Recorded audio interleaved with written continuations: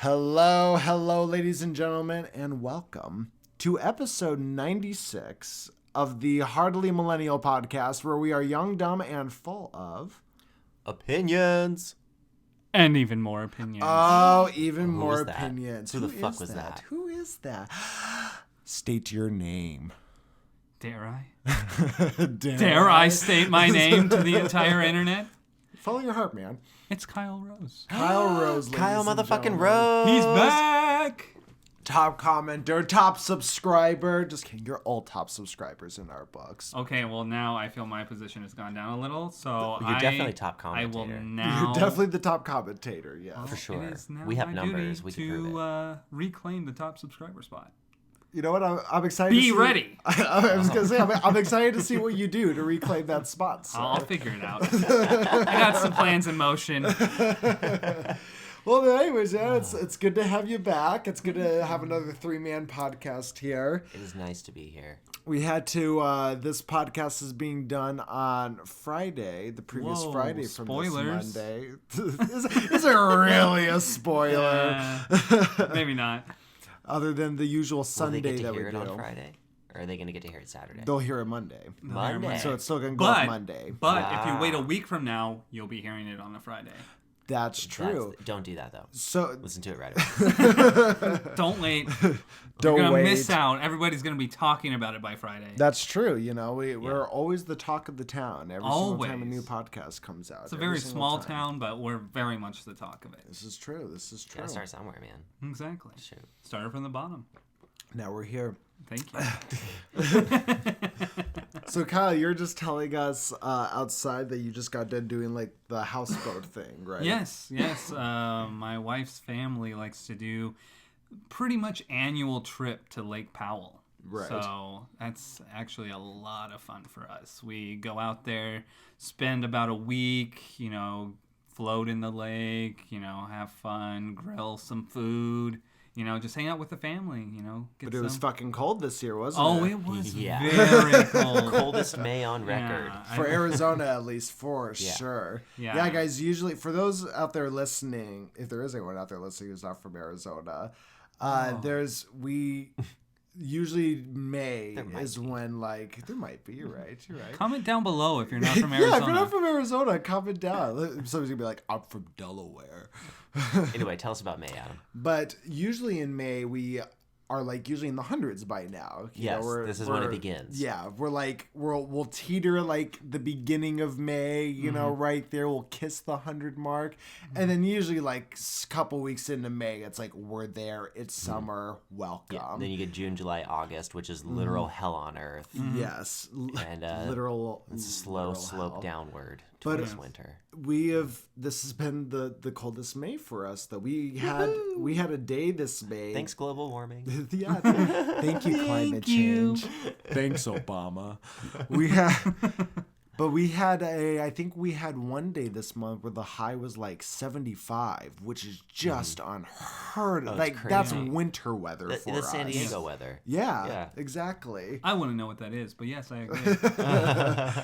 So, I mean, like, I can't even imagine trying to do camping and stuff like you No. did, or going out, And Yeah, for us, that's cold. 75. Like, 75. most people, that's You're wearing like, a sweater. Oh, yeah. We don't like 75. You're wearing long sleeve, Yes. for sure. Not at all. That's one of the signature. One thing I would try to show Justin, or Justin was surprised of when he first moved here, was when you live in Arizona, there's a specific look that a lot of people, usually men, sport during certain times of the year. yes.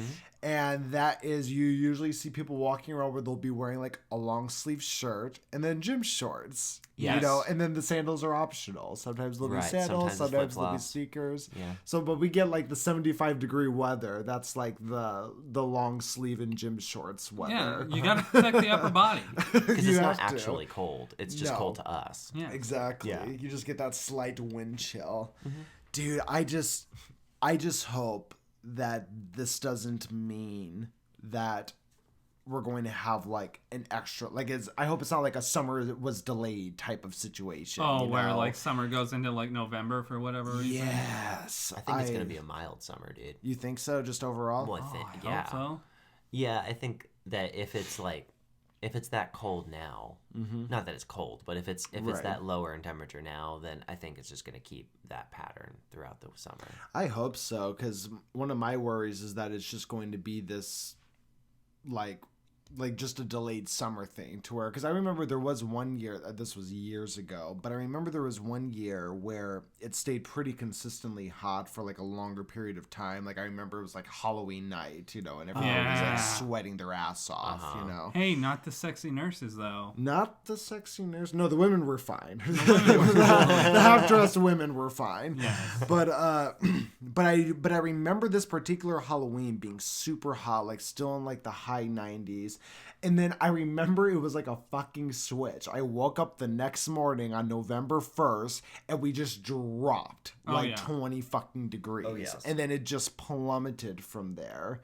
But I mean, I don't want it to be hot on Halloween. I want it to stop being hot in September, like it's supposed to. It's funny how you talk about like that wall, like that temperature wall, you know, and then it just changes because all of our weather is kind of like that. Like our rain will do that big too. time. Oh, yeah. We always joke that it'll rain on one side of the street and literally it's dry on the other side of the street. Yeah. Like there's just a wall and everything on the other side of it doesn't get wet.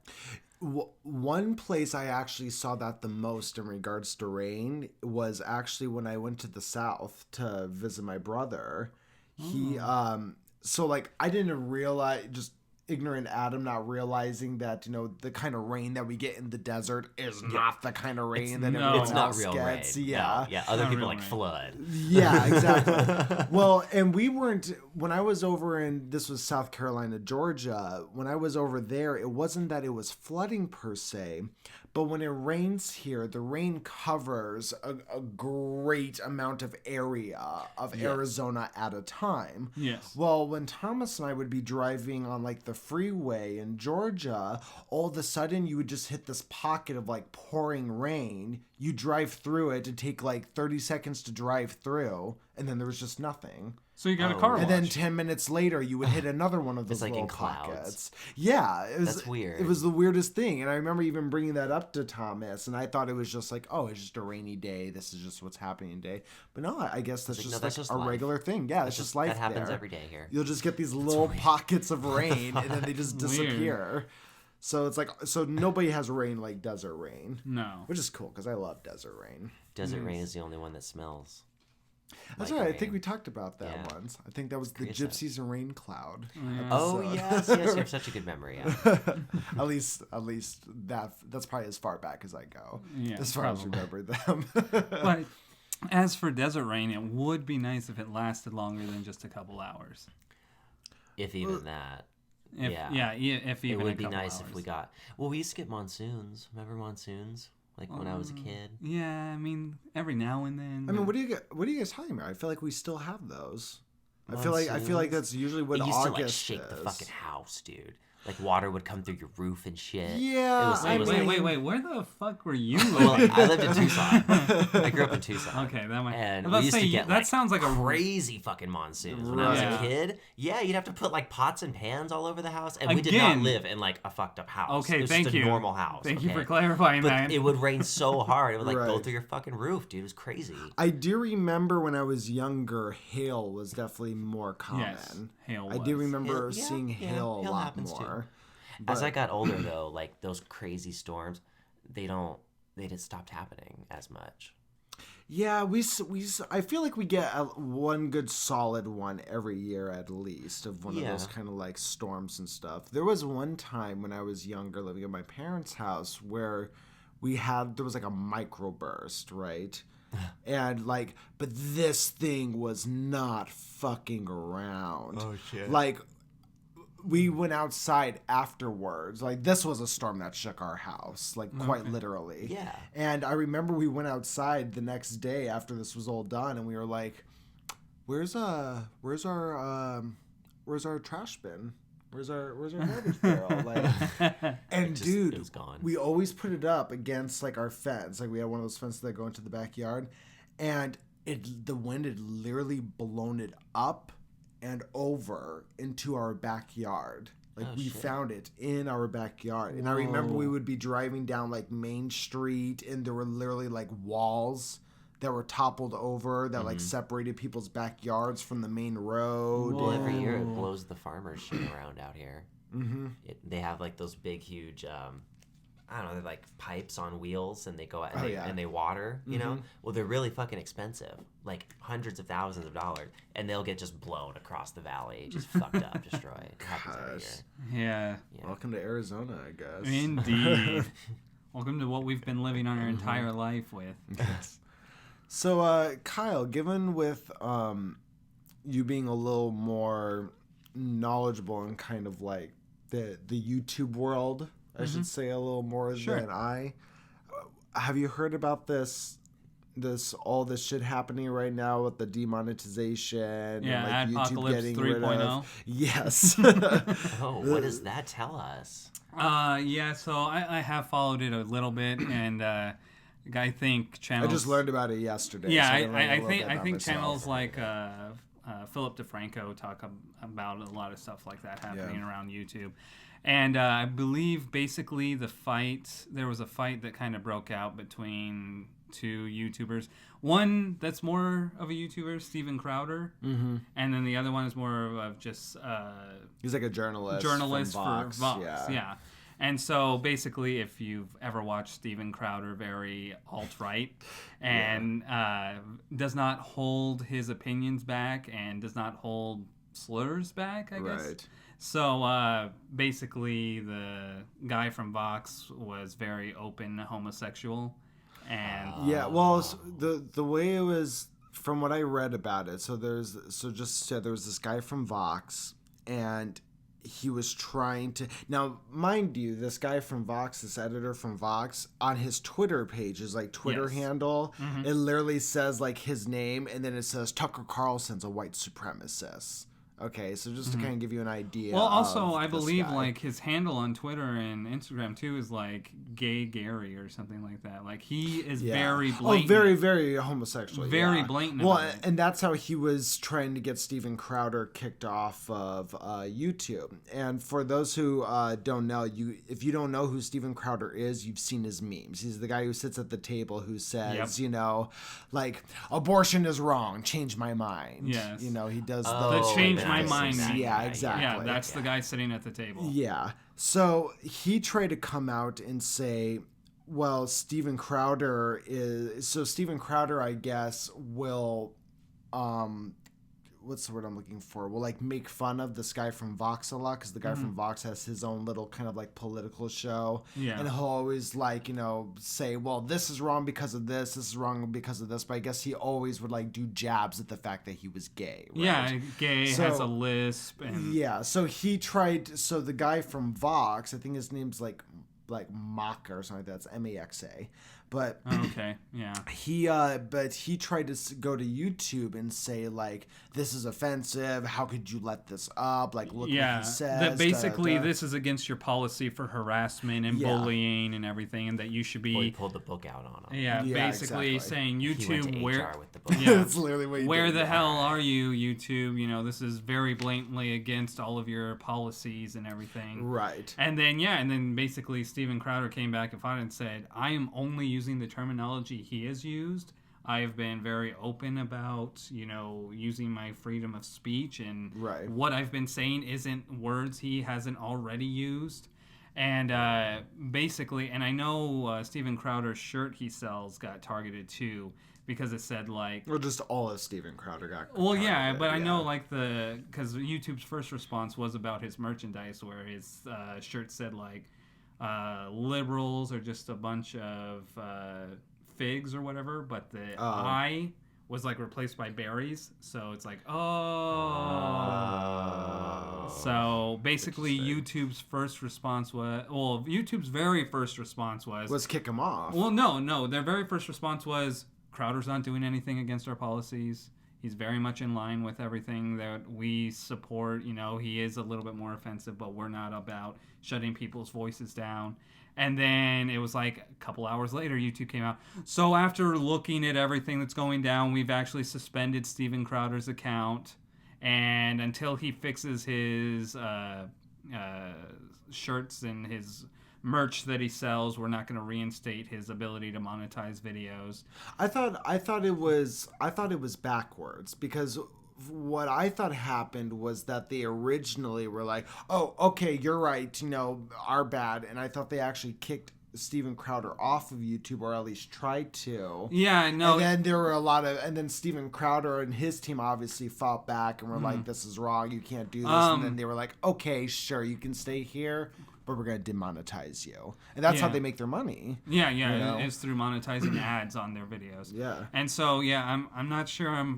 If I remember correctly, it was that they supported him, and then they turned, and then they said, oh, now we're restructuring our entire policy and everything. Right. Stay with us for further details. And as soon as that happened, all of a sudden, all of these people are coming out and saying, oh, my entire channel's been demonetized now. Yeah. Everything I've been, like, these smaller creators are all coming out saying everything I've done has been demonetized now, which is why everybody's coming up with like, oh, this is the part 3 of the Adpocalypse. I was just going to say, for those out there who don't know what the Adpocalypse is, there are times that YouTube basically like tries to cover their ass big time, so they basically just all of a sudden do this like wash of demonetizing a whole bunch of people. So basically how the very first Adpocalypse started, which I believe was like in 2016.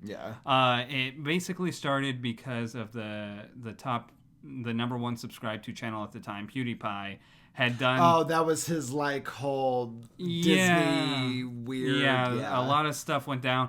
I think his worst one was when he went and... There's some, like, site out there where you can pay, and these, Israeli guys hold up signs and do a video for you holding whatever you want to put on there. So PewDiePie basically paid for these guys to put on their signs in English, like, kill all the Jews or whatever. Oh, my goodness. And so, basically there was a huge fallout. And I didn't hear about that part. PewDiePie paid them to do that? Yeah, it was just, like, to troll. It was just to troll, because it's like, oh, they're never going to actually do that. Right. Like, they're never going to actually do that. And then they did it. Well, because you give anybody enough money, they'll fucking do whatever you ask exactly. them to. So basically, that became viral very quickly. Yeah. Every news source picked it up, and then he had to deal with Disney. He lost. Yeah, at the time. Right after that, all of a sudden, everybody that was doing ads on YouTube came out and said, "My ads were on that video, or my ads are on this video, and you just let it happen."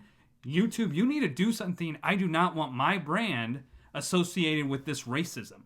Right. So then that's when YouTube threw up their algorithm and said, now if anything is racist, hate speech, throwing bullshit propaganda or anything like that, we're going to demonetize it. Right. But we're going to let an algorithm do that instead of having people do it. So thus the Adpocalypse started. For the very first time in YouTube, people were having their videos demonetized, so they couldn't make money off of their ads. Off of dumb tags. Tags. Or anything. Like, the algorithm will actually look at your video and listen to the words and speech to text off of it and everything, too. Like, there's a whole thing. So people will post videos, and then it'll get demonetized, and they have no idea why at all it's being demonetized.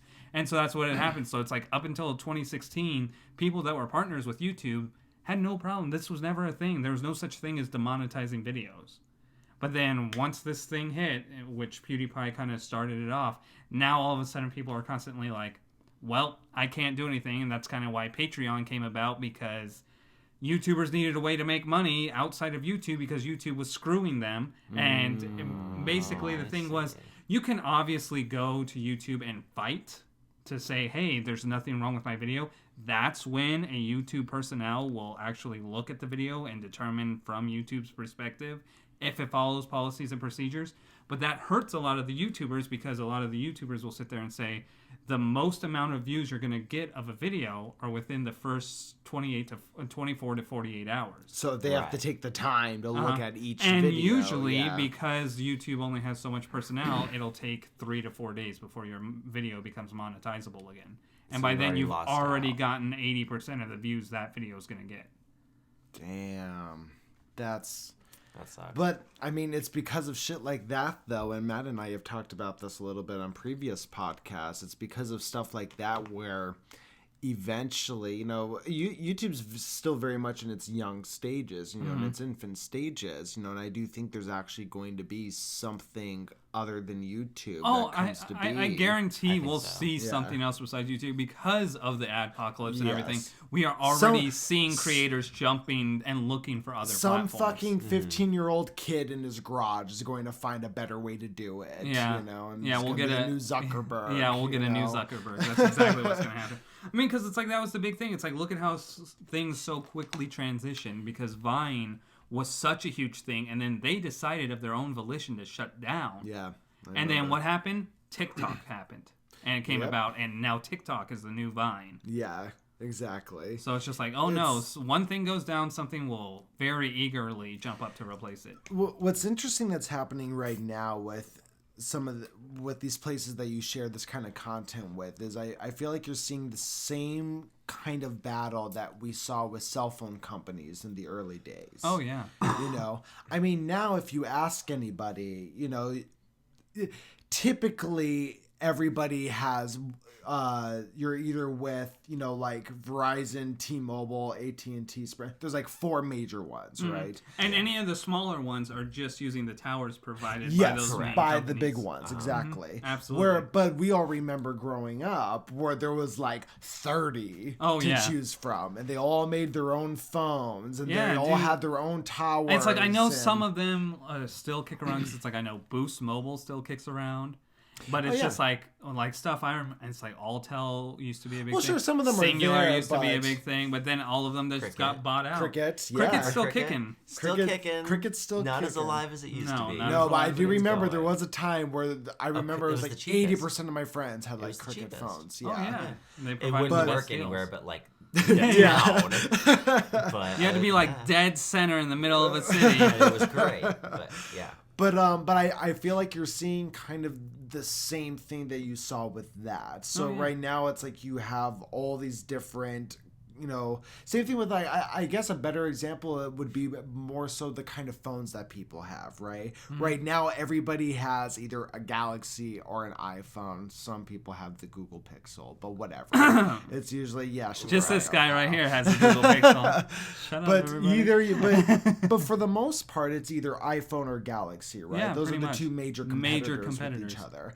And I think that's what you're seeing right now with social media. Right now you have all of these different types of phones fighting for the top spots, and eventually you're going to be left with 2. Yeah, and it's like it's very funny to watch the evolution of social media as well, because first, back in the day, it's like, okay, sure, the very first one was probably Friendster, but that never really caught on. MySpace, and then dude. MySpace was the first one. Shot up. Yeah, it truly. MySpace was the first social media. Like, that really was I'm happy huge. you say that, because every single time I bring up, like, the first social media stuff, I don't mean any offense to you, Kyle, but everybody always brings up Friendster to me, and I'm like, nobody fucking has Nobody Friendster. used it. I've never heard Nobody fucking used Friendster. Yes. MySpace was the first. Yes, it was. I know, technically. No, it's probably not like technically, like, officially the first. Yeah, because but that's it's the first that's why mainstream that everyone our it was age the first remembers. majorly used, majorly Absolutely. worldwide used. 10 years from now, people aren't even going to mention Friendster even in passing. I literally don't even. This is the first time I've ever heard of it. Really? No joke. I've heard of it before, but it's always been brought up in the sense of like, oh, MySpace was the first thing.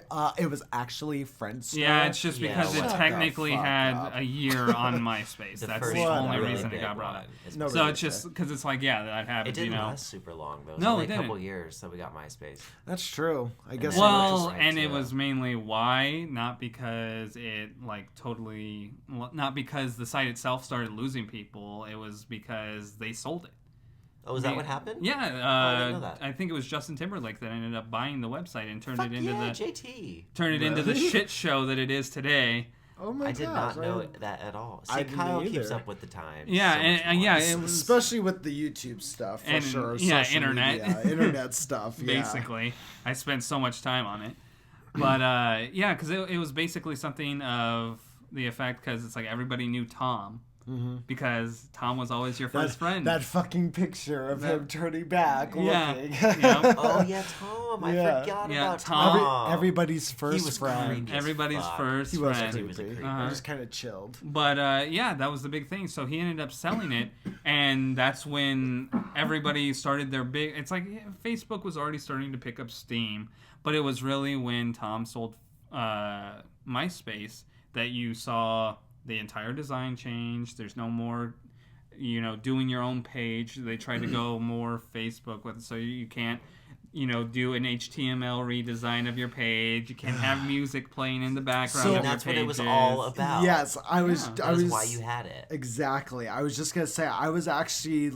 I think I was the last one of my age group to move over to Facebook. Oh yeah, I held on to MySpace. I held on for a long time because I really loved the aspect of being able to personalize your page, make the it colors yours, and everything. make it yours. No, absolutely. And when people were like, "Oh, I have Facebook," and then they would show me it, I'd be like, I remember one of the first questions I asked because it was, "Can you edit it?"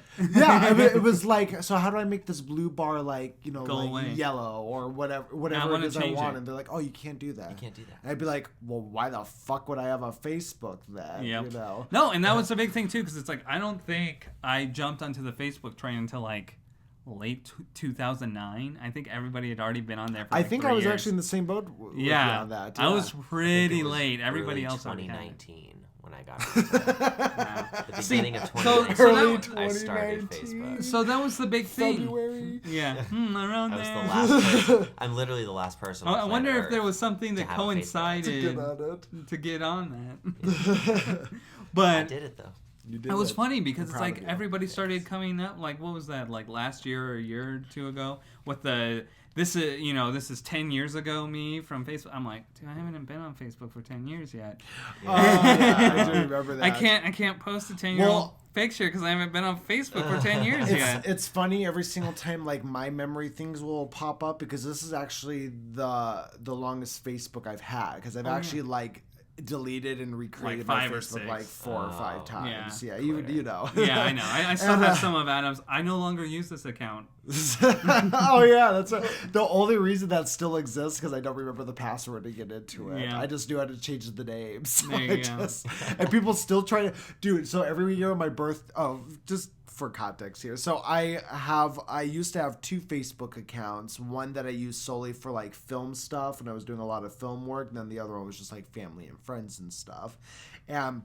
But just through the years, I just ended up using just my main one for everything anyway. Yep. So I ended up, I had just for, at the time being, it just ran down on my name for the film one of just no longer in use is literally just what I wrote.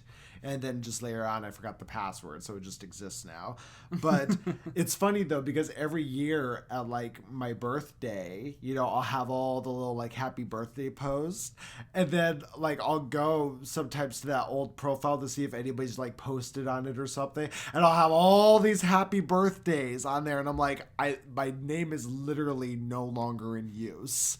Not only does it say no longer in use, you have tagged me as Adam no longer in use. Happy birthday. Happy birthday. Exactly. I have a question that I thought of. What's up? Okay, I'm going to ask this to both of you guys, but you have to really put yourself in this situation and think about it, okay? Because it's going to be oh, that's easy to answer. But no, really think about it, all right?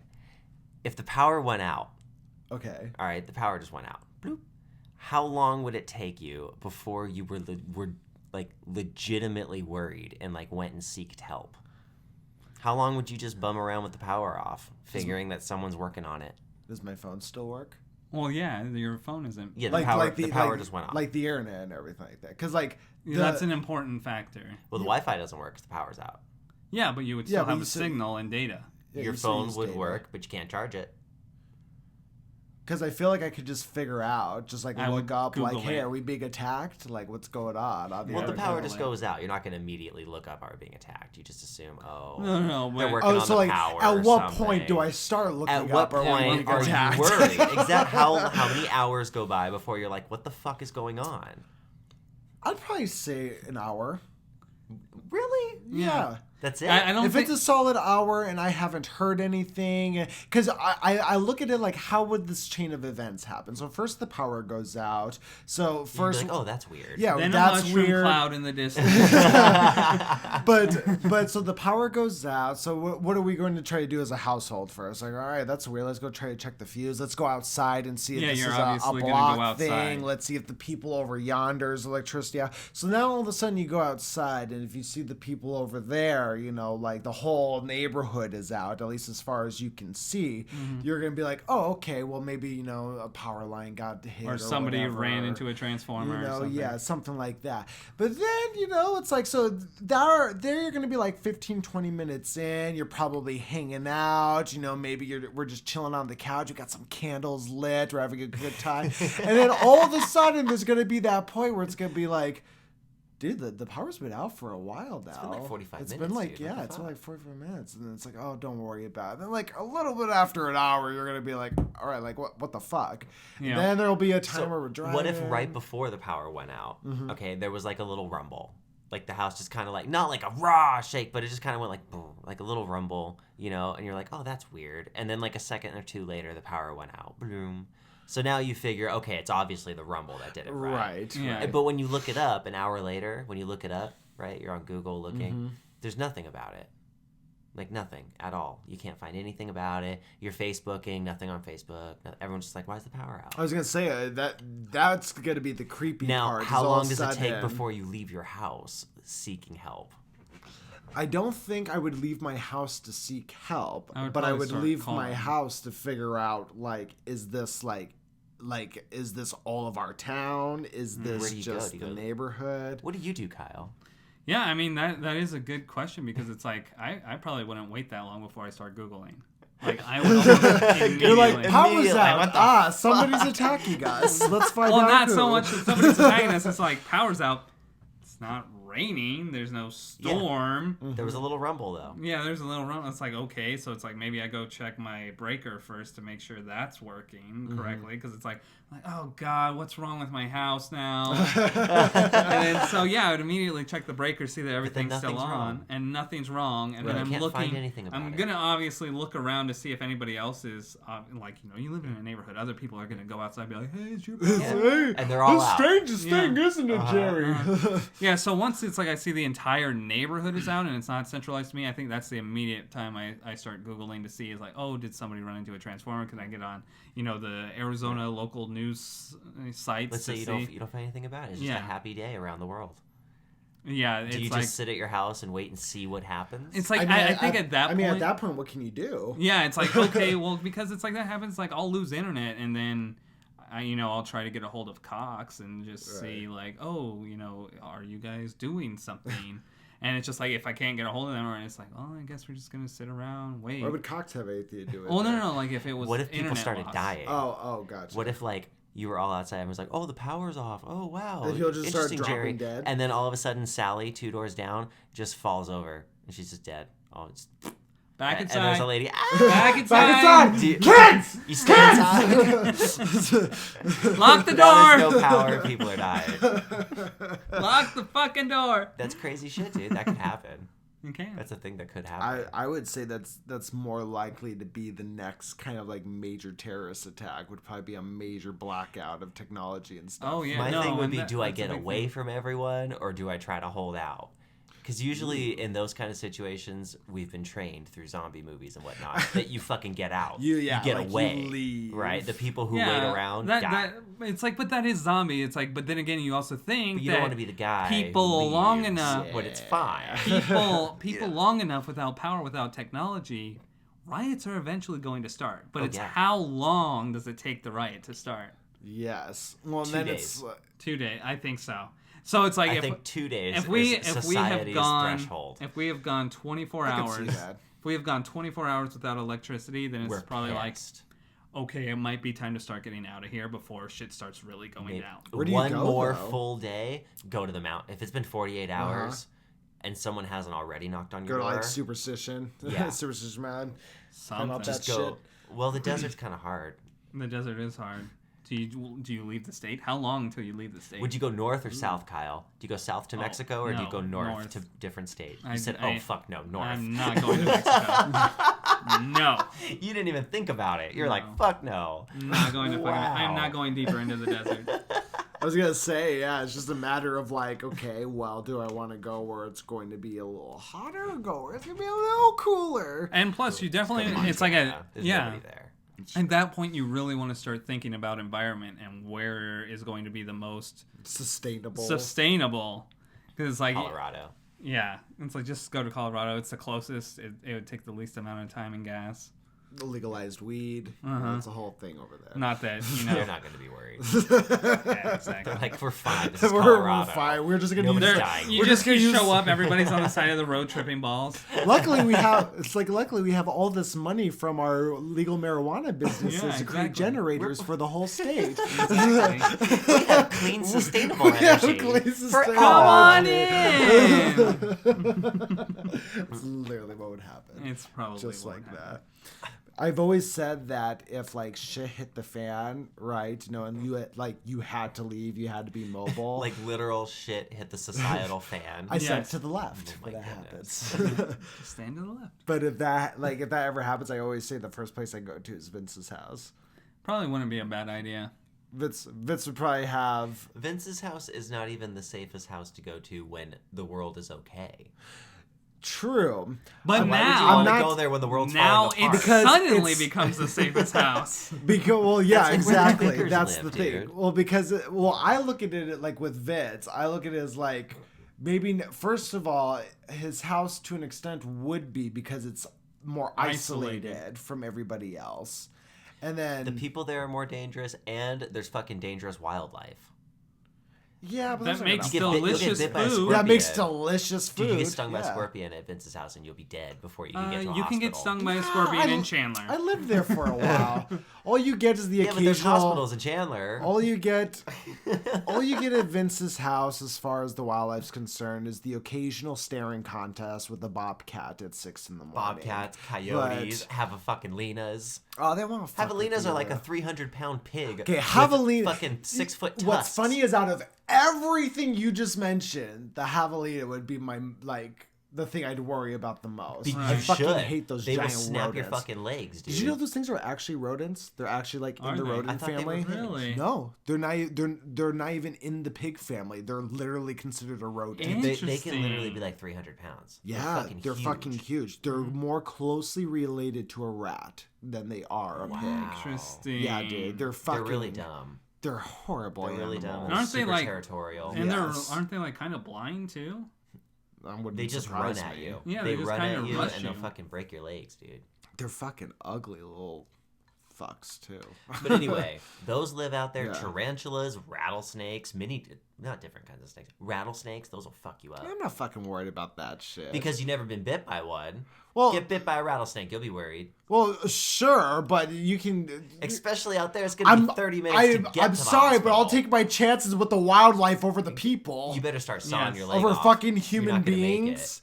You would choose staying here in suburbia if shit went down with fucking stupid ass people than go somewhere that's more isolated from people and just deal with wildlife. That's why where there's gonna be a 1% chance that anything's gonna happen to you. No, because you don't rather die than live outside. I'm not saying live outside. I'm just saying go to Vince's house. Yeah, you don't want. Where'd you get lit outside from? But his house is so outside. There's just nothing but outside. It's a bigger house than any of us live in. What the fuck are you talking about? But it's surrounded by so much, like, just outside. Yes. Like any house? There's like nothing out there. It's just desert. And it's literally on the side of a mountain in the desert. Yes, the best place to go in my opinion. It sounds lovely, but it's very...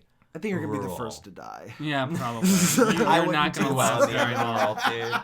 Fuck no. I have a standard I've grown accustomed to in my life. I've grown very accustomed to is... And if life just takes that alimony away from you, it's... I have no ambition I've grown very accustomed to a certain lifestyle, too, of being very technologically savvy. But I'm still going to fucking Vince's, right? Just the sheer protection, because... I don't have any guns or ammunition. I was gonna say, I don't got any training. I don't have any fucking training. So it's like, it just so happens Vince happens to be the only ex-military guy I'm aware of. Before Vince starts saying, nah, too many. Oh, we already got you. We got Kyle. I assume Justin's going with you. He's going to bring Trent. Yes. So yeah, and I'm bringing my wife and child. How many fucking people can get in? I think that's probably where he's going to probably start cutting it off. All of a sudden, it's like a Mormon household. There's like 15 fucking people. Which is funny because it's already a Mormon household. It's already. Oh, how funny it is! We love you, Vince. I wonder. That's hilarious. I do wonder. Though Vince would be somebody who'd be like. He would literally, like, when that would happen, the first thing he'd start doing is, like, looking in his fridge and being like, all right, how much food do we have? How long is it going to last? Oh, yeah, he would go very tactical Vince, he probably mindset. already has this in his head. Probably. Like, every morning he wakes up, he's like... We can handle 8 bodies, 2 children. Yes. I feel like every morning Vince wakes up, he just has a routine where he goes around and he's like, all right, so if the power just turned off today. He has the thought I had like 14 minutes ago. Oh, yeah, he's the guy where, like, any new place he goes to, the first thing he looks for is, okay, where are the exits? Oh, yeah. If shit were to go down, how can I get out as soon as possible? Was he in the military? Did he go to the war? Yes. So my dad did too, and my dad's like that. Really? Yeah, he always wants to be near the exit. It's a very military mindset. He doesn't like when people leave like their bags places. Like if somebody leaves like a bag somewhere and walks away, he'll just like immediate trauma. Okay, so it's interesting you bring that up because there's been actually a couple incidences like that at my job where somebody's like left a bag and people will like freak out about it. Yeah, it's a big deal. Yeah, people and especially in this day and age where you have constant worries about that. I had when the first time this happened though, I was like, what's the big deal? This is fucking stupid. Yeah. It's one thing if it's like, it's one thing if it's like an airport or a government building that like that stuff's left at.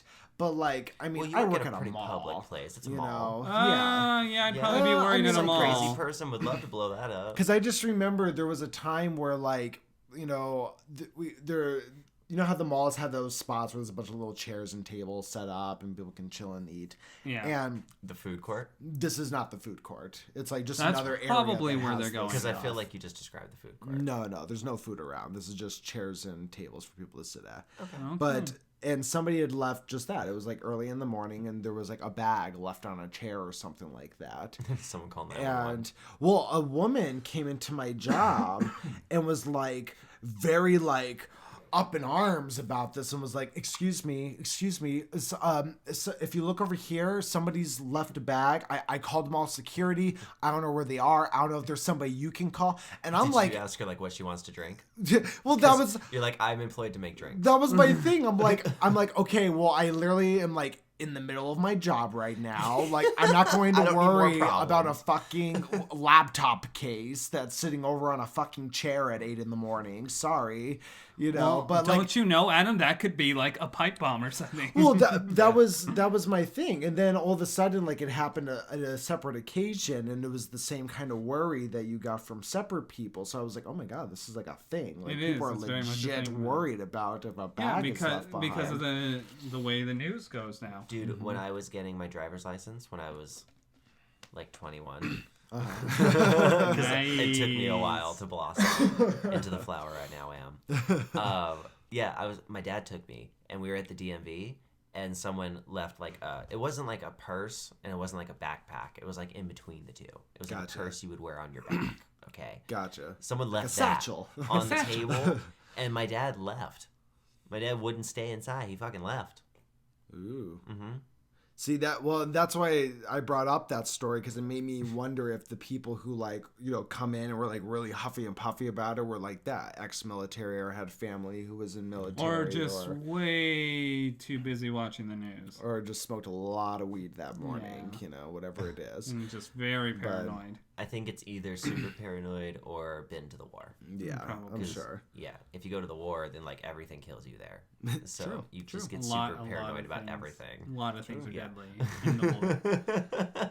It's true. Yeah, it's how sad that we live in this. I remember the last time I went to a movie. It was right after was it in Colorado when it happened? Colorado, with the Batman shooting. Yeah, that's horrible. And I remember, and this was like a year after this incident happened, maybe 2 years after the incident had happened. But I remember being in the movie theater, and before the movie starts, they'll be like, please make sure all your cell phones are off before we play the movie, shit like that. Yeah, fuck that! I'm not turning mine off. Yeah, motherfucker. Well, the thing that they had up there that I just thought was super sad was they had a thing there that was like, hey, if you notice any suspicious activity, I went to a report it or make sure you know where the exits are. Really big about that. And I was just like, wow, how fucking sad. Yeah. That we have to have that warning up now. So I really don't want to jinx anything.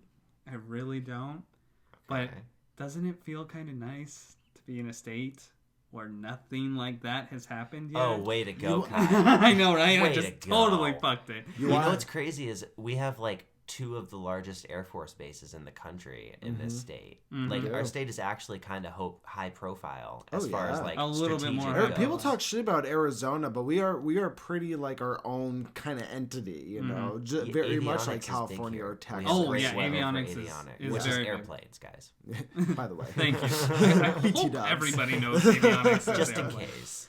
But yeah, I mean, because it's like that's kind of a big deal, like with my job, because it's really funny since my job is more in a secure location and the type of stuff we deal with, it's kind of become a thing of like, well, you probably shouldn't really have to worry about anybody being on this site with arms or weaponry because they probably wouldn't make it very far in this facility. Right. Well, I was just going to say... Yeah, it is kind of reassuring, especially with all of the high-level security clearance needed to get to access to certain areas. It's just like, yeah, you would have to be very convincing and very, stealthily to get in and do something. Well, and I would argue, too, why you don't have that kind of stuff that happens here is because, well, most people have guns here. Yeah. It's the same reason why you don't hear... blow up Texas either. I was just going to say, it's the same reason you don't hear about this kind of stuff happening in Texas, because most people have gun oil state. and stuff in They're Texas. a gun state, yeah. And the states and the cities that have the strictest gun laws are the ones where gun violence fucking runs rampant. Like, people need... In a day and age where everybody's getting quote-unquote woke... Like, get fucking woke, people. Like, the more guns that people have... Yeah, exactly. Like, that's what the kids are saying these days. Get woke. I like it. Generation Z. Generation Z. That's a Generation Z term for sure. Yeah. But it's like... But seriously, it's like wake up. Why does Chicago have, like, the highest, percentage of death by guns, and they have by nuns? Death by nuns, yes. Holy shit. Nuns with guns. Nuns with guns. Oh, guns. Yes. Guns. Oh. Welcome back. Welcome back, Matthew. Happy to have you. We got a lot of nuns over there.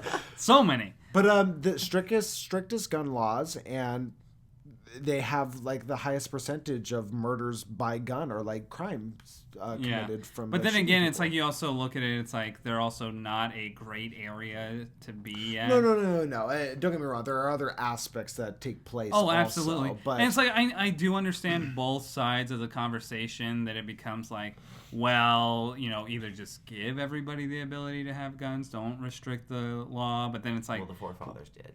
Yeah, the right to bear arms, and it kind of comes to that point too, because even if you let everybody have guns and you don't restrict them heavily, how many people are actually going to go out to get them to protect themselves? Well, the thing is, though, I do think the process of getting a gun here should be harder. I think so too. I think everybody has the right to have one. And don't get me wrong. I mean, the whole thing, it's like, oh yeah, we have the Second Amendment, so that's why we should have, unlimited rights to to guns mainly.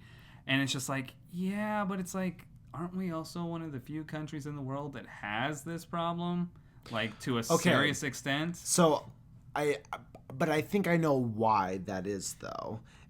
At least in regard, because like a lot of the arguments people will bring up is like, for example, a lot of people will bring up like England, right? They'll say because like the cops in England can't carry guns. There isn't a whole lot of gun violence that happens over there. Australia's the same way in New Zealand, very strict gun laws. And I'm primarily talking developed countries too, because I understand guns are a bigger issue for underdeveloped countries. Well, and these are developed countries. Absolutely, because it's like I know Japan is also another thing where it's like, oh, they don't have the much issue. But here is the difference. It's the base of which these countries start. You know, if we started as a nation that was a little more strict on like guns, there would be a very different mentality towards them these days. Our nation was specifically, like you're saying, it was created.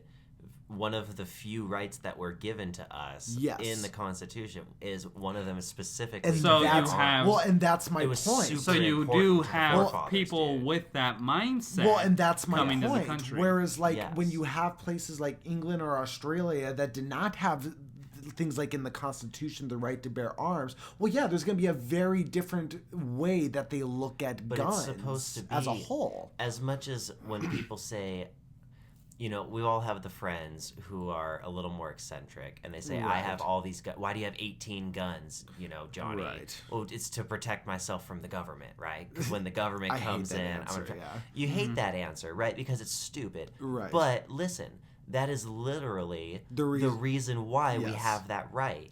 Because the forefathers, that's what happened in their life. Yes. It was stupid for them, too. But and then they literally had to fight their life was a lot different. It's like I understand, but history repeats itself. That wasn't the first time ever. Yeah, it does become that way because it's like, so look at our founding ever fathers. Happen again, that is why people are supposed to have right. Well, just to get really specific on the example, though, the reason why, though, like when people have like a lot of guns, you know, just as you said, like 18, 20 guns, and they go, oh, it's to protect myself from the government. It's like, just say you like to collect guns. Okay, it's okay. You can say, you can like that if you want. You know, there are people who collect knives. I don't like guns. I personally don't like guns them. either. They make me kind of uncomfortable. I'm not into it. But I am super down with the right to bear arms. I think people should absolutely be allowed to do that. I do think, regardless of how you feel about guns, I do feel everybody should. I don't know. I do think everybody should maybe not own a gun, but I do think everybody should go through like. There should be something in school to go through like classes to at least be comfortable around guns. Yeah, you don't have to use real fucking guns, guys. You don't have to give a teenager a loaded gun. But it's like that's not what Adam's saying. But I mean, I remember because I had never like really shot a gun or anything before, and it was actually Vince who took me out shooting, you know. And the first instance of actually like holding this weapon that could kill somebody, I was very uncomfortable holding this thing, you know. But it was actually because I was so uncomfortable though, it made me want to do it more because I was like, no, this is something I have to be comfortable with. But that's Vince, also a very 1,000 times. That's kind of also a very big mindset as well. Not everybody's going to have that mindset of, oh, this feels like an unrighteous amount of power in my hands. I'm not saying I should learn how to control it just to be safe. Oh, some people are enthusiasts. Some people are enthusiasts, and some people would be like, don't ever get that anywhere near me. Absolutely. But I mean, I would argue that even those people that are fanatics about it, I would argue that there was a time in their life when they were uncomfortable also. Because a lot of the times those people become fanatics because usually their parents like it, right? It's no different than holding a sword in your hand. If you have a broadsword in your hand, you can kill someone just as much as a gun. Yeah, I mean, but it's going to take a lot more time and a lot more effort. A lot of hacking and slashing. I understand, but I know what you mean, though. You know, I'm so petrified to hold this piece of metal because it has the ability to kill from afar. Well, it's a little bit silly. Well, it's also the fact of it's with very little effort I can end somebody's life. I think, I think that's what it is. It's just how easy it is. It's the easiness of it. It's basically like giving somebody a button and says, if you press this, it'll kill somebody. I guess if you mishandle the button. If you mishandle it. And that's just it. And I think that's why they should definitely teach people more about that. Oh yes, they should absolutely teach people how to control. I think we should get rid of I don't like them. I don't like them either. I don't. I'm not big on, but I do. I prefer crossbows. I'm a I like knives. I collect crossbow and bows. But no, it's they make me uncomfortable. I don't like them myself. I don't think they should be illegal. I don't think we should ban them. I don't think so. I don't think. And again, it's like I always heard the great idea too. It's like just push up the price of ammo. It's like if you can't afford the ammunition to shoot the gun, it's going to be a lot harder to go around and just unload on people. Yeah, but I mean that's a slippery slope. I mean, it's the last thing you intend to do. Yeah. Also, suicide becomes very expensive too. I have to buy this whole box. I just need one bullet. I just need... Oh, no. I can't laugh at that. I can't. Dark sense of humor here. Just like, did you see that video a couple days ago with the lady that was getting rescued here? Yes, that's funny. She was being airlifted out of a desert where she was hiking because she had hurt herself, and when the helicopter went and put her in the, what is it? This little like gurney thing. Yeah, that this gurney. They airlifted. They brought her up, and they said they had a rope or whatever that would stabilize so that it wouldn't spin. That broke. Oh, so she was on just the video. Spinning. She's just, swing, and this is like an 84-year-old woman. Oh, and she is just spinning like crazy. Oh, I laughed. Shitting herself, I laughed so hard. I was like, oh my god, like this is going to kill her. Like the people coming to save her life are going to fucking kill her. Needless to say, she was totally fine. She was just a little nauseous after they finally got her. She was probably up there like, ah! like I would, if that happened to me, because they fully cover you, so you can't see. You know, they fully put you into this like cover thing. So if that started happening to me, I would think I'm falling. I would it broke. So you're just sitting there for like whole minutes. I'm falling for a long time. Yeah, and then you finally start slowing down, and they're like, "We still got you." You could have said something earlier. The entire time you're just waiting to hit the ground, and then all of a sudden they're like, "Hey, why can't they back. just pull you up into the helicopter?" Well, why can't the bottom of the helicopter just open and it just pulls you up in, and then you're in there? That's a good question. With all the technology that we have, why do you have to just hang on until we get there? Maybe it's something to do with the size of the helicopters being able to maneuver around like and also they're like, nah, Bill, that's too expensive. We don't want to do that. Yeah, right. He's like, we could save lives. Lives aren't that How important. much money for each life? Oh, way too expensive, sir. Way too expensive. No.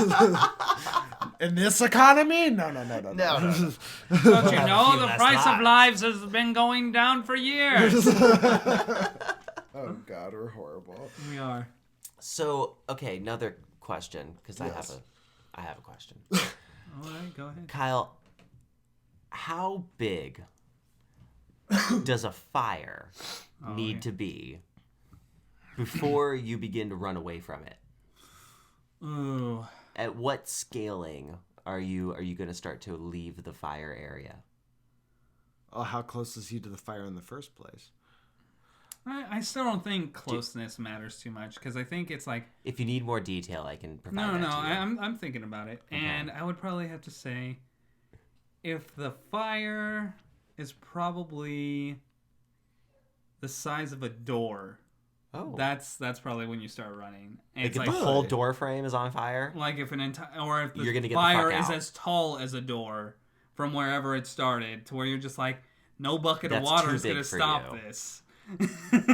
Once it gets to the point of like, so once a bucket it's is not gonna beyond your stop control, this. then you're done with it. Yeah, I think so, because it's like, unless I have a fire extinguisher, which I don't think I have one stationed in my house. And in this situation, you don't. Yeah, you don't. So now it's just like, house is gone. On to the next one. What if you're just in the desert? In the desert and a fire starts? Yeah. How big does it have to be before you get the fuck out? Less big. I'm just leaving. And it's like, you don't even give a fuck? Oh. Okay. Less big. He said less big. Less big. It's not a rainforest. So you'll allow the fire to get bigger if it's your house. It's just a cactus. It's just So if your house catches on fire at the point that it gets to the size of a door, is when you've given up hope. I hope the firefighters have already been alerted by that. At that point, you're already thinking about insurance. You're Yes. like, I'm done with this. It's over. Yeah, especially if I don't have an extinguisher or a bucket big enough to douse the flames. Okay, I would definitely hold on till larger than door. Adam, how big do you get?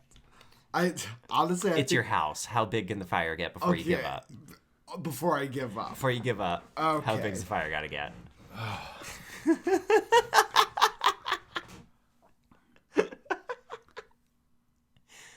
He is deep I know in my thought answer. right now. I Deep in thought. am deep in thoughts. Like, I mean, because I'm trying to, like, because if a fire started in my house, like, it would just depend, first of all, like, what catches on fire. Because, like, Yeah, okay, yes. if your carpet catches on fire, it's like, okay, well, that shit's spreading. Like, Yeah, we're done with now, this. yeah, because Just try to put it out, right? I mean, at first, sure, but, like, after our first couple tries. That's what I'm saying. like, How you big know. is it when you finally give up? When you're like, okay, we're fucked. Well, I guess at that point, it's not so much how big it is. It's how many attempts are you willing to try putting it out? As many as it See, takes, there bro. you That's your go. house. For me, a whole fucking room's got to be Yeah, that's what I was ablaze. thinking he was going to say. There's got to be an entire room that is engulfed in flames, and then, okay, I've given up. That's beyond my control now. There's nothing you can do at that point. You're fucked. But at half a room, you're still like... Half a room, there's still hope. You're still there's trying. something you can do, damn it. Is there? You don't have There's a fire water extinguisher? somewhere, pee, Oh, you can do something. You're going to try to piss it You out? can do something, Kyle. You're going to It's try your to house. piss... You're going to try... Let me get this straight. Hold on.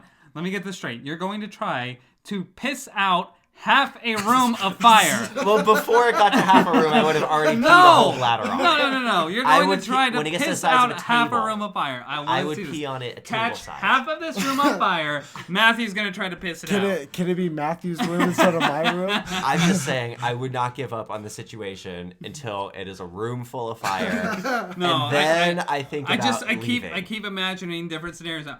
Guys, half the room's on fire. Zip, I got this. No, you unzip way before that. That's so funny because I feel like there are so many other things out there where your threshold is so much lower of like how much you're willing to deal with. This was But with.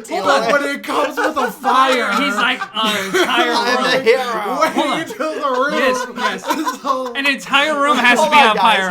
guys. An entire room has to be on fire before he leaves it. But one fucking tarantula, he's fucking out of there.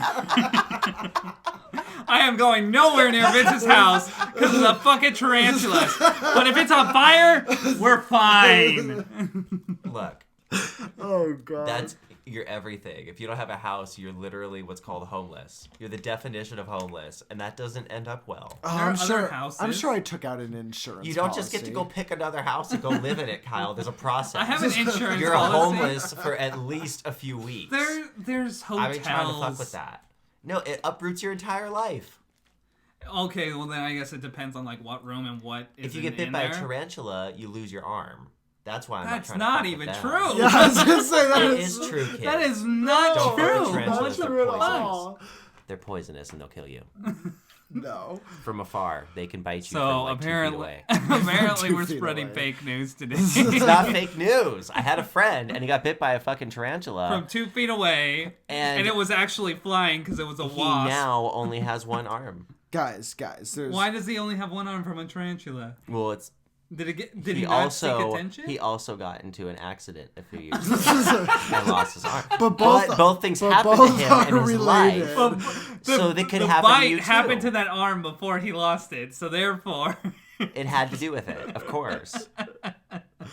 Oh my gosh. Oh, this has been wonderful. I'm out of water. I need water. Go get water, man. Go get I'm gonna water. have to go get water, Go guys. get water, I'm man. sorry. We're here. We're We're here. when you here get I wish back. there were bottles of water still. I I'll know, be there dude. for you. We live in the desert. I've just been refilling this one.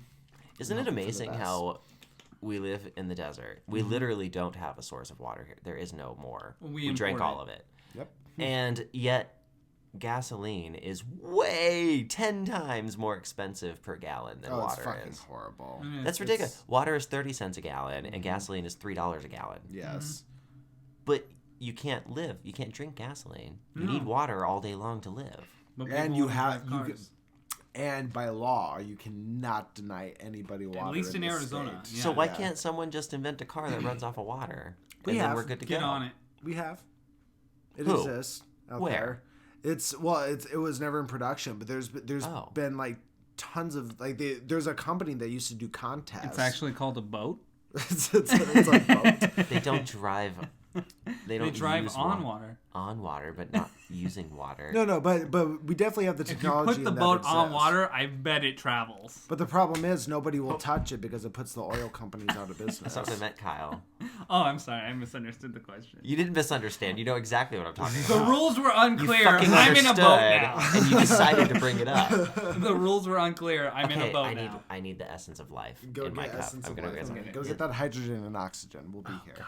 Oh, it's gonna double take the me a second. hydrogen, though. You don't I'll do just that. want to do 1 for 1. That's Don't true. talk fucking shit about me. Or God, do. Sometimes it's funny. God, Matthew's so stupid. Actually, are you he's supposed to like- wait till he leaves before you do that? I think so. Actually, he's like a fantastic guy. And see, that's the funny part. He is so great. I know. On so many levels. He's going to listen to this. He's going to expect so much And- trash talk. But really, he's just a great guy. You know, and I bet he's downstairs right now muttering under his breath like, fucking Kyle and I Adam know. fucking talking shit And about isn't that just me. so rude? What the All we fuck? have done while he was gone was talk nice about him. So really, who's the bad guy here? That's true. That's true. Is he an asshole or a hole surrounded by a whole bunch of ass? I don't know. I haven't looked at his ass, so I don't know how much ass. I don't know the hole to ass ratio. I've seen it. I just I haven't gone in there. Oh. No. Oh, Okay. welcome back. Well, then we can stop talking about that. Yeah, that's true. That's probably a good place to stop. Yeah. You know, whatever. Hi, man. How you doing? Oh, Doing dude, it good? was so cold and so wet. I couldn't stop Ooh. drinking it. It was amazing. It was literally. I thought the that was best. going a totally different place. That started very, very exotic. There was a lot happening in that sentence when it started. I'm a little out of breath. I made it back. So, I did see somebody talking about some strange things that have happened as time has gone on. What's up? So tell me if this sounds familiar to you. About 10, 15 years ago, Okay. probably more closer to 10, everybody used to have cell phones, and everybody was ecstatic about their ringtones. Everybody had to have the coolest ringtone. Yeah. Now today, you're a fucking asshole if your ringtone goes off on your phone. Are you? I think so. I think a lot of people are If annoyed. your phone goes, if somebody calls you, you're an asshole. Like if somebody hears your ringtone, isn't the majority of people with cell phones now like keeping their cell phones on vibrate? I mean, yeah, but I don't think that's a means of I feel like I'm judging you, Kyle, but you're right. I feel like at first I judged you. I tried to be like a regular. You're right. You're an asshole. But the thing, if it goes off. But I don't think so. I think the intent behind it is different though. So I think it's absolutely different. I mean, yeah, in certain places, sure, you need to have your phone off. I think there are a on lot more silent. places now that require vibrate or silence for your phone than used to. Well, sure. Well, and I think that's why people usually. I don't think it's that you look at it as like they're an asshole. If you're especially if you're in like a public place, Yeah. and Maybe you hear more it of a go off. douchebag. I wouldn't even say douchebag. I think we just look at it But as like odd. I think so. It's I think not it's every so much, day you I think hear it's so much somebody's odd. ringtone go but, off. But you 10 know? years ago, it used to be like, oh my god, I know that song. That guy's so cool because he has that as his ringtone. Dude, my ringtone was "Party Like a Rock Star" for like 10 years. I remember when you first moved in. That's what it was too. Yeah. Up until just recently, when I got a new phone, it was "Party Like a Rock Star."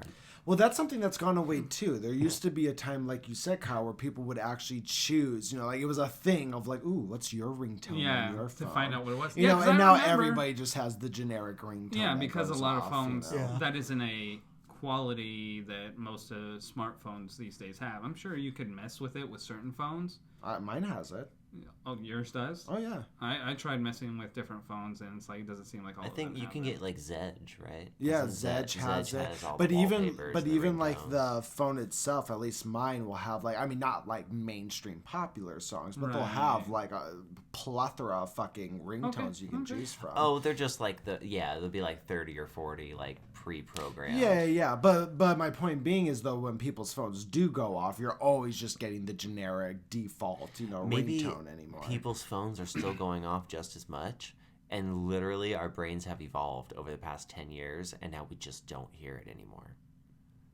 Like our ears just physically don't hear it anymore, but they're still going off just as much. I would say they're just still going off as much, but people just always have their phones on vibrate or silent Because anymore. I think it's Kind because of like we. car alarms. Those still exist, but no one ever hears them. I think it's also because I fucking hear those things all the time. I think it's also because we live in a more socially awkward society than we used to. Because back then, people would still talk on their phones. Mm-hmm. People don't want to ever talk on their phone anymore. So I hate talking on the phone. I think it's become the situation where, you know, since everybody's texting, you don't want to hear that doo-doo, doo-doo, doo-doo, doo-doo all the fucking time. You know, I text a lot, but I do wish people talked on the phone more. Ew, why? Because I just... There is your current demographic. Well, no, I do truly feel it is something that has become... It's literally gross. There's germs and shit. No, but like even aside from though, it's like I remember there was a time... Why would you use your mouth to talk to someone? It's crazy. Fucking mind-blowing. Well, I mean, honestly, we should be texting this entire podcast. We shouldn't be speaking. Oh, Lord, no, you wouldn't want this right now. In text.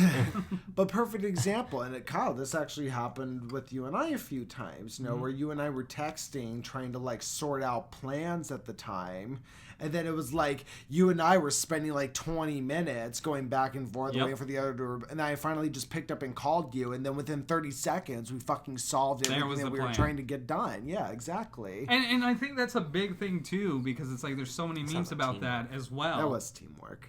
But like even with like other situations too, there was a time my brother had texted me and was just, you know, like, hey, how are you doing? Like, what's going on and stuff like that. And we started to text at first also, and again it was like 20 minutes, half hour into the conversation, and one of us just ended up picking the phone and calling the person, and we ended up being on the phone with each other for like an hour plus, covering a lot of information that would have taken us 3 days to get through over text. Probably closer to a week. Yeah, exactly. Constantly going back and forth. Yeah. But see, and that's the big thing too, because I see all those memes of like, okay, somebody just called you and you accidentally missed the call. Like you didn't pick up the phone in time.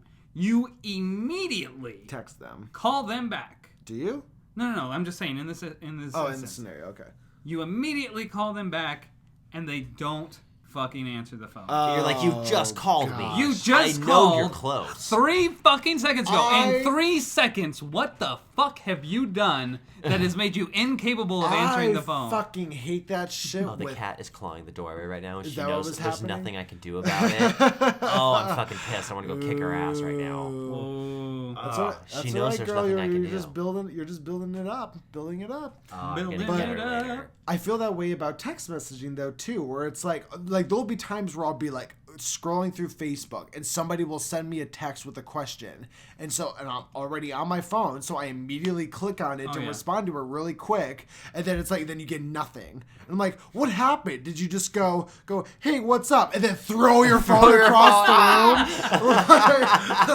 Like that sounds like a asshole. Well, you know, because actually when I'm at home, what I love to do is just bring out my phone, find somebody I want to talk to, message them, hey, what's up, put my phone down, and then leave the house and go somewhere for 3 hours. Wasn't that like a comedy bit? I think so. That somebody did? Oh my gosh. But it's true though. It's fucking true. And it annoys the shit out of me. I'm like, what the fuck? Like, I literally just text you back. Yeah. Like, and then you'll get a text back like throws on like, sorry, I fell asleep. Then why the fuck did you text me in the first place? Yeah. No, because like that, it's like, hey, how's it going? Oh, not much. How's it going with you? Oh, sorry, I'm watching a 3-hour movie. I'll text you back. I used to have this friend from high school. I was really close with him in high school, and then just after we went off to college and stuff, we just grew apart. And he was this friend where like every like 6 months to a year, I'd get a text from him that would just be like, hey Adam, what's up? What have you been up to? Oh, not much, man. How are you? And then nothing. For 6 months? Yeah. And then all of a sudden, 6 months to a year later, I get another text. You can see the last conversation we had when he sends me the text. Oh, he goes, good. yeah, hey, Adam, he'll start again. Hey, Adam, how are you? Been good, man. How are you?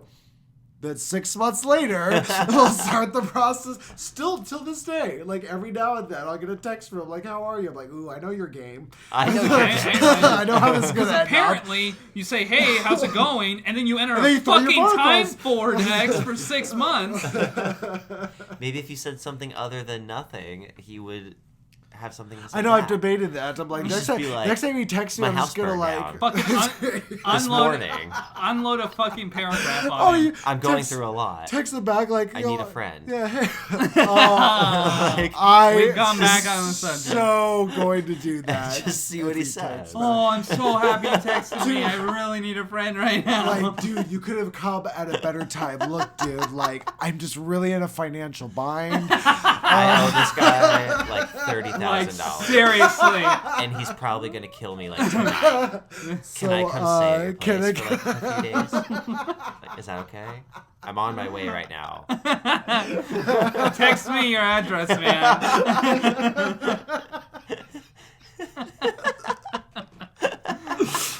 Isaac, if you're listening, Oh. fuck you, man.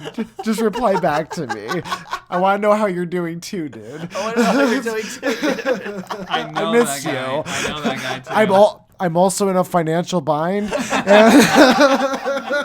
If you could just fucking like send me $500 Every day for the next 2 weeks. You check out my Venmo, man. hit me up on Venmo. Oh my gosh. You have to throw your fucking water bottle. I across the had room. to, man. It It's a pissed little me off. dramatic. What are you we doing? I'm curious What are where you we're at. You guys. Holy What? crap. Oh wait, no, never mind.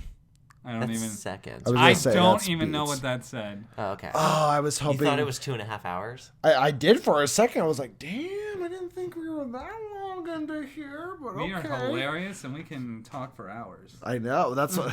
Well, it's happened before. It has. Our longest podcast so far was, I believe, 1 hour and 35 minutes. Yeah, so I still hold the record? the fuck did was you that with talk Was that with about? you? Oh, For yeah. An hour and 35 minutes. What did we talk about for an hour? and Dude, we 35 talked about minutes? 10 dimensions. Oh, That's shit. right. That'll take an hour and 35 we minutes. got that's right. Oh, that was He's my- like, dude, that we was, talked about 10 different fucking Yeah. events. That was at when we were your- house sitting. Yeah, that was at your house sitting, parents' right? house. Okay. Because Was that the first time you took the podcast mobile? No. No, the first time was when I had to go to Kyle's house. Yeah. Do you remember that night? And I like hit him up. I was Yeah. like, dude, I need to do a podcast. I need to get to your place. He's Too like, get the nice. fuck over Oh, here, you were man. like, you were watching someone's house or something, or you were No. away from the millennial No, house no. for a while. Well, no. And you needed to do one. Well, that was when I was house sitting for my parents. But there was another night earlier. where you or Justin could not do a podcast, and it was like 9 at night. You know, and that was when we were And you're still like, I about gotta get one and that's out. when we were still about getting it done a And day he did and it, everything. guys. And yeah, he went out and he did it. that was actually the first time you were on a podcast. Yeah, that was my And first podcast. And I remember I just hit up Kyle. I was like, dude, I'm in a bind. I gotta fucking. And I just like packed up my shit really quick. Yeah, and so went over to I your got this place. message from Adam. He's like, Kyle, I'm in a financial bind right now. If you could just forward me $500. And then I didn't hear from him again in 6 months. Where are you going? You just like got up, moved to the side, and sat back down. I'm a man. I have to adjust myself sometimes. Oh, I where's he feel going? that pain. I've already adjusted the fellas too. See, I'm glad we're all adjusted here. I'm very well adjusted, actually. Ooh. I'm probably the most well adjusted of all of us. Ooh. Some big words. Yeah. I don't know where we're going. I don't know where that that was be? going. I was letting you run with it, All right, I do need to go get more water myself, though. So, Oh. buddy. do you need water too? I need Kyle? water too. Oh. What a guy. What a guy. I'll be back. I don't know if I would have done that. No? I don't know if I Would you have spat in my face, Matthew? Is that a spit in the face to not get you water? No, I was wondering if you were going to literally spit in my face. Literally? Like, I was like, hey, Matthew, can you give me some water? Oh, God. Well, you know, that's like that was my best pickup line in high school. Is I used to To chew. spit in women's faces? Sort of. So Oh, I okay. I used to chew gum a lot, Oh. and I would go up to like a pretty girl at the mall or whatever, and I would spit my gum out on her shoe, Oh, and that works for you. it's a really good way to start a conversation with anybody, but mostly pretty girls. Do they not just like slap you immediately? Well, that happens sometimes, but if that doesn't happen, then you gotta keep her. Usually they go like, "Oh my god," like that. That's usually the first thing they do. They give you the "Oh my god," or like a "What the fuck," something like that. Yeah. And then you have to follow it up. You have to like have something planned and ready to go. All right. Because if you wait too long, if there's too much like stagnation there, it's going to become awkward and she's going to hate you. Oh, okay. But if you have like a really quick like quip to put in there that's kind of cute, she'll fall in love with you. Hit me with one of them. Yeah. Well, oh God, you're good looking too. Let's see. All right, so I would spit my food on your few, tuh, and they'd be like, "What the fuck? What the fuck?" I'd be like, I'm retarded. Oh, I'm so sorry. I'm half retarded is what I would tell them. And I'm having a fit right now, and I'm embarrassed by it, and maybe start choking up a little, and like not crying, but looking like you're trying to like hold back tears, like I'm so sorry. It's hard for me sometimes. It's just hard, and I try to go outside, and I try to be strong, and she'd be like, "Oh my God, it's okay, don't worry." And usually by then she's touching you because she's like holding you. So you've already scored. And now you're all up in there, and you're smelling her neck, and she smells great, and you're pretty much doing it right there in the mall. Right there in the mall. In the mall. You just start going at it. And from then on, if she sticks with you, now she thinks you're half retarded. So now there's unspeakable things you can get away with. Oh, absolutely. You can pretty much do whatever the fuck you want at that point. Yeah, she'll be like, "Why the fuck did you leave the toilet seat up?" And you'd be like, half retarded. Half retarded, sorry. And you can like make them feel bad about it. You'd be like, "I thought we had discussed this." Like, you don't even listen, and I try so hard, and it's a lot. And then she's like, "Oh my God, I'm so sorry." And then you pretty say, much doing "This it isn't again. working out," and then they have sex with you to keep the relationship strong. Well, they should be doing that anyway, but yes, if they're not already, yes, they'll begin. Yes, if it's Correct. been like a week and they haven't. If it's been a week, yeah, do then you're probably in the brother territory. Yeah, that's true. Yeah, you gotta be careful because Well, you don't want to be the half retarded brother. That's true. Then you just. Well, you don't not want to be. It's just you'd rather be the half retarded lover. Then you just actually spit gum on her shoes because you're being spiteful. Correct. Yeah, fuck your shoes. fuck your shoes. We may have accidentally talked about retarded people. Not the nicest. No. I'm sorry. It did not work out well. I think we may have ruined the entire podcast. Welcome back, Adam. Well, Welcome back. let the record show I was not present for what I just partook here. So Adam will now try to salvage this podcast. What's funny is you leaned forward when you said that, and something was like touching my foot, like vigorously. I spit And gum I on was it. like, "What the fuck, Kyle? You're getting kind of fresh, brah." Well, calm And down, man. it's Calm Harley. down. Harley's in the room. Yeah, she likes to rush in here when she can to be a part of this. I kind of really fucking thought it was Kyle. adventure. I got excited. Got Don't Don't worry. get too Worried. excited. We'll wait till meant to after say the worried. podcast. Harley, you can't just come in here and just fuck shit up, man. She's like, "Fuck your chair. Fuck your chair. Your table. Fuck this. Fuck This your is chair. for- Fuck your table. This is for never putting me on the podcast. I've been here the whole time, you asshole. She's been a superstar from the beginning. She has been a She's been on quite a superstar. few. Yeah. She's great when she just comes in here and just fucking lays down on the bed like a good fucking pussy, but she fucking doesn't do my. that. So That's guys, another word for cats. sometimes It is, in fact. sometimes it's I'm sorry, I just think these bad words are so fun to say sometimes. They are. Pussy's you a know, cute word. Pussy I think is it's a very cute. And then Justin and I, we had a whole podcast where we talked about the word faggot, which we my. could talk about with Justin because he is that. Oh, And- my. A bundle of sticks. A bundle of sticks thrown together to create the gay man that we know as I Justin. can't really judge because I was talking about retarded people picking That's- up girls yeah, by you spitting gum can't- out on their shoe. My God. I know, I did. Jeez. That was the whole thing while you were gone. That's what it was all about. You know what though? I'm like, sorry. like truly, I'm like, not sorry. like honestly, we need to bring back sense of humor. Honestly, it's Like, jokes, guys. We Just do, relax. guys. It's so bad. There Nothing was to get up and roared about. I can't remember what the exact incident was, but there was something that went on with Look at me like that, Kyle. Creep. What the fuck is Matthew doing over there? Just give me like the crazy eye, dude. Ooh. I was looking down. I didn't even get to see what happened. But woo. Anyway, but there was something that was going on with a comedian where I guess a comedian said something that, you know, people didn't like, right? You know, just this PC kind of culture. And there was this whole... it Anthony Jeselnik? Because like that's like his whole stage saying terrible things. No, I think the whole reason why people don't do that with Anthony Jeselnik is because that's his whole thing. Okay. But this was... Because I feel like if anybody should be getting targeted for what he says, I'm he's really the one who surprised. Will be like, dead babies are a thing, huh? Yeah. Like just outrageously crazy. He makes he does jokes about rape. He does jokes about ridiculous. everything. But this person was somebody where it's like, I think they just said some kind of like derogatory term, right? Oh. You know, something that's considered derogatory now, and people were just up in arms about it, like to the point to where like there were even like comedians, like comedians who were like jumping on board. Was it with the this dude thing. who was Kramer on Seinfeld, and he said the N-word on stage, and it was like big and in the news and stuff Is that recent? in the last few years. Oh no, this is like recent, within like the Super last recent? month. Oh, no. Yeah, that this happened.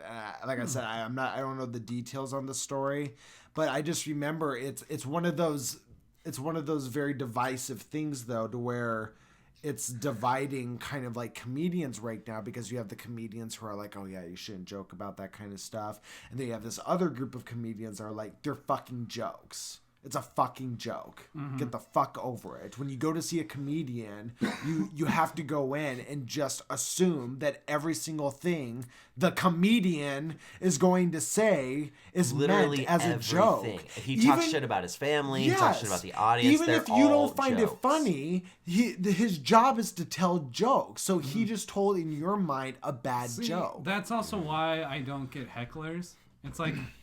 Yeah, like what the fuck are you doing there? Your money, Exactly. Yeah. your money's already in his pocket. You're not getting that back.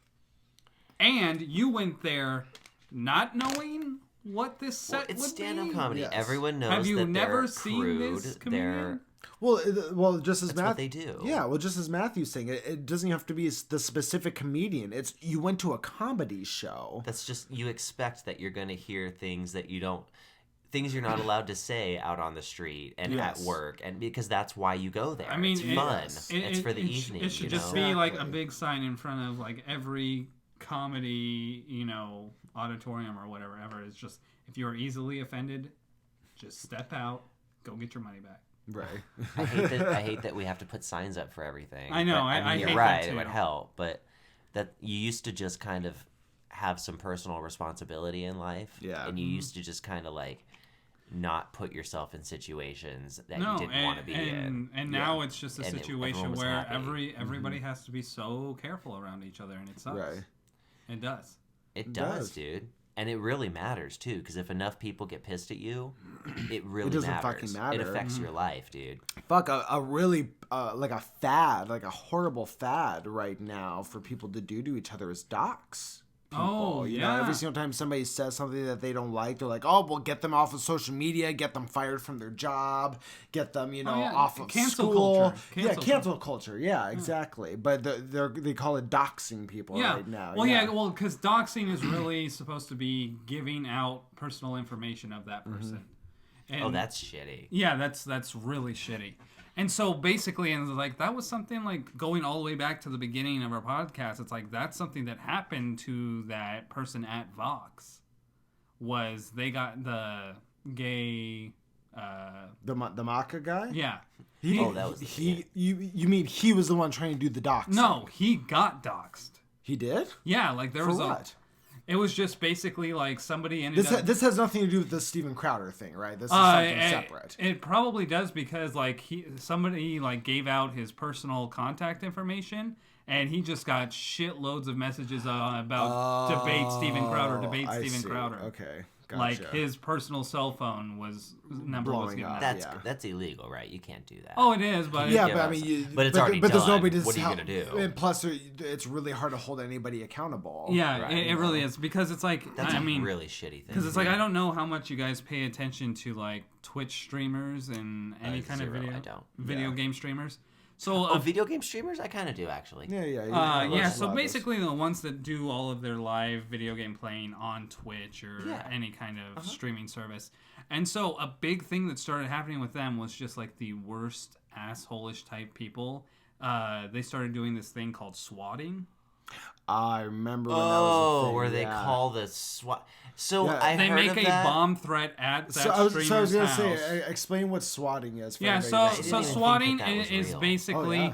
somebody gets a very popular streamer's address or personal information, uses that to make an anonymous call to the police saying this person has a bomb or this person has ammunition and is going and it has hostages. Basically the worst kind of thing that would in fact require calling out a SWAT team to go into their house. And then because they're live, you now get to see a SWAT team live on Twitch break into the streamer's house and arrest him. Under false accusations. You can go on YouTube right now and see videos where this is happening. Yes. And the streamers will literally be like, guys, I think I'm literally getting swatted right now. And you can hear them they'll bursting put down the their door. headset And they'll literally just do this because they know they're going to walk in at any second, and they'll sit there and they'll be like, I'm a streamer, But yeah, it was like an issue. And then I think it actually, so it started to happen a lot. So if you call 911 and you tell them, hey, send the SWAT team to 123 Happy Street. They got some bombs. Yep. They'll just send they'll be like, okay. And they'll just send the fucking SWAT team and knock doors They down. here's take the it as thing. a real threat. That's crazy. But here's the thing, though. But it's not without repercussion because this became like a fad thing for a little bit, right? Now, at one I was like, I'm going to get off this podcast and go do that to someone right now. Well- I know 10 people I'm going to do that to. one child did do that to somebody and got 15 years in prison for doing it. So you can't, you don't just be So able there to must do be it. a way to do it. You have to go to a payphone and do it or something. Well, when you're doing it over like the internet because you're playing a game with a streamer, it's very easy to call, then fucking log off. Nobody's gonna know who the fuck you are, like where it came from or why it's there. that was kind of the You point. know, Is yeah. like you try to make it has as to be anonymous as untraceable. possible. So you have to do it to a total stranger. Yeah, exactly. Okay, I'm going to go. I know what street I'm going to tomorrow. I'm gonna It walk doesn't up and help down you're the announcing street, it on the and I'm gonna podcast, pick Matthew. somebody. I'm gonna fucking do it, bro. You're like, you're just sitting there in the park like, you. You're it. You kind of need to have You're their gonna get information swatted. first. Well, it's gonna be a process. You I'll just keep you stalk updated. them. I'll keep you updated. Keep Keep you us updated, updated on the Kyle. podcast. I will. I'm gonna Next see if I podcast can make will be like, this happen. so to get started, Matthew, how's the swatting going? Listen, if I could possibly actually do it and get away with it, I'm gonna feel like I have so much power that I think I'll get addicted to it. well, I'm sure that's I why don't think people I'll be do it able in the to first stop. place. The only problem is we're posting this on the internet. I'll probably just keep doing Well, it. then let the world show that it's Matthew that right. you want. It wasn't me. Not Kyle or Adam. I didn't do Exactly. it. Not Kyle or I didn't do Adam. it. We It denounced wasn't this. But this could bring a lot of people to these videos. But you hear about the hardly millennials? Yeah, they're like really into swatting people. What if that was our podcast? It was like, who are we gonna swat today? And our whole podcast is just fucking calling cops fucked in like up. Delaware, being like, I heard this person. I over here bet is we gonna wouldn't go. make it through very many podcasts before No. somebody made But I us bet stop. a lot of people would listen to those 3 podcasts. Yes.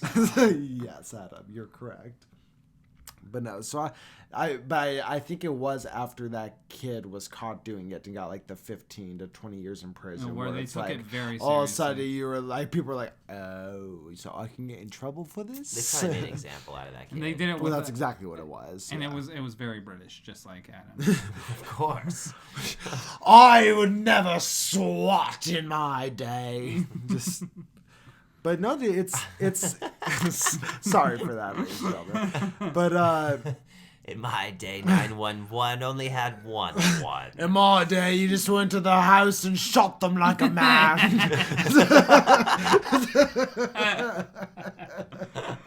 That made me really want to watch a scary movie for some reason. Really? I feel like you've been watching so many of those lately. Like a good one though, like a real one. So Matthew and I have been doing this thing lately where we've been watching all the I'm telling them. We've been watching all the like campy kind of like horror flicks. Yeah. Dude, the last one we watched I kind of liked with the old lady. I fucking hated it. It sucked, but I was now just waiting for it to end. Like, so we were watching this movie that. What the fuck is my cat doing, dude? Stop it. So she's eating the wires. So we watched this movie. We're about to lose audio. We're about to lose audio.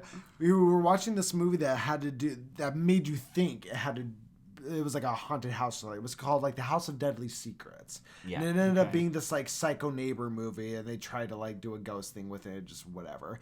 And I literally fell asleep during this movie. Oh, nice. And I woke up and it was still going on. And then like Justin came home and there was like interaction, and the movie was still going on. I was like, when the fuck is this movie going to end? Like, I just feel like it keeps going and going and going. There's so many movies out there like that where I'm like, how the fuck did you get funding for this? Oh, absolutely. What was the one you and I, It Matthew? wasn't the worst movie. I was going to say. The worst one we watched was where the house was alive with the wires. I would actually put that one above the one that we watched because the Crazy Neighbor? Yes. The Crazy Neighbor was kind of cute. It wasn't a horrible movie. Oh, I didn't like it. It was cute. But she was torturing her husband and shit. It was cute. Because the thing that you were like, the movie that you're talking about, it's like, that's definitely there's a style to that kind of campiness. Sucked. That movie, that's the point of it. But that's the point of it, though. That's the point of those movies. It was supposed to suck. That's just it. It's the same thing with the sci-fi movies, like the Sharknado shits and things. I'm with you, but even of those movies, it still sucked within that genre. Even in the genre of suckage, it was one of the worst. That was literally one of the worst things a human being has ever recorded with a camera. That movie sucked. Have you seen The Room? Oh God, The Room with Tommy Wiseau. That one is definitely one of those movies. It's so bad. It's not even good. It's so bad. It's so bad. It better take place in one room. It doesn't. It's this foreign guy. It's literally been voted the worst movie made in all of movie history. Yes. Period. End of story. Mm-hmm. Yeah. Yeah, it's basically this guy, Tommy Wiseau, I think it's his name. Wiseau. Like yeah, again, he's foreign, and basically hooks up. Sad thing is, he isn't. He isn't? Oh, I guess he just... I mean, but that's the whole thing. To this day... Sammy. To this day, nobody really knows his origins. No, he doesn't tell people. Nobody knows where he got the money to make the movie he made. He just became friends with this guy that was really big into like the movie business, and he wanted a working actor. Yeah, he was a working actor, and he wanted to make a movie, and Tommy Wiseau or whatever was basically like, "Oh, I'll fund it," and they made a whole fucking feature-length movie that this guy just kept pouring money into. It's like, where the fuck did you get all this money? And he's very like out of his own mind. Yeah, very eccentric. You can't really talk to this guy. There's a random scene in this movie where it's like, I don't even bother telling you what the movie's about because I don't think anybody really knows. I don't know what it's about. But there's a random scene in this movie where all of a sudden it's them all like talking and having a discussion about the quote unquote plot, and then it just cuts to Tommy, you know, the other actor, and then this actor that's playing like a 15-year-old, but you could tell he's obviously like 30 years old, you know, and they're all wearing suits, like 3-piece suits, and they're like, they never leave within like 3 feet of each other as far as distance wise, and they're just like tossing this like football to each other. Yeah, they are. Not like throwing a football. Terribly throwing like tossing like underhand, like laughing, having a good time in the grass, you know, while they're fucking throwing this. And I remember watching an interview with Tommy. It's supposed to be a scary movie? No. It's supposed to be like a drama. Oh.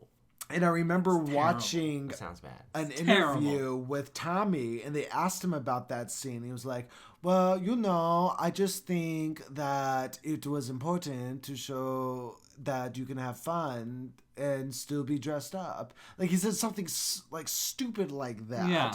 But that's how the guy talks too. Like he has a famous line there. He goes, I did not hit her. I did not. I did not.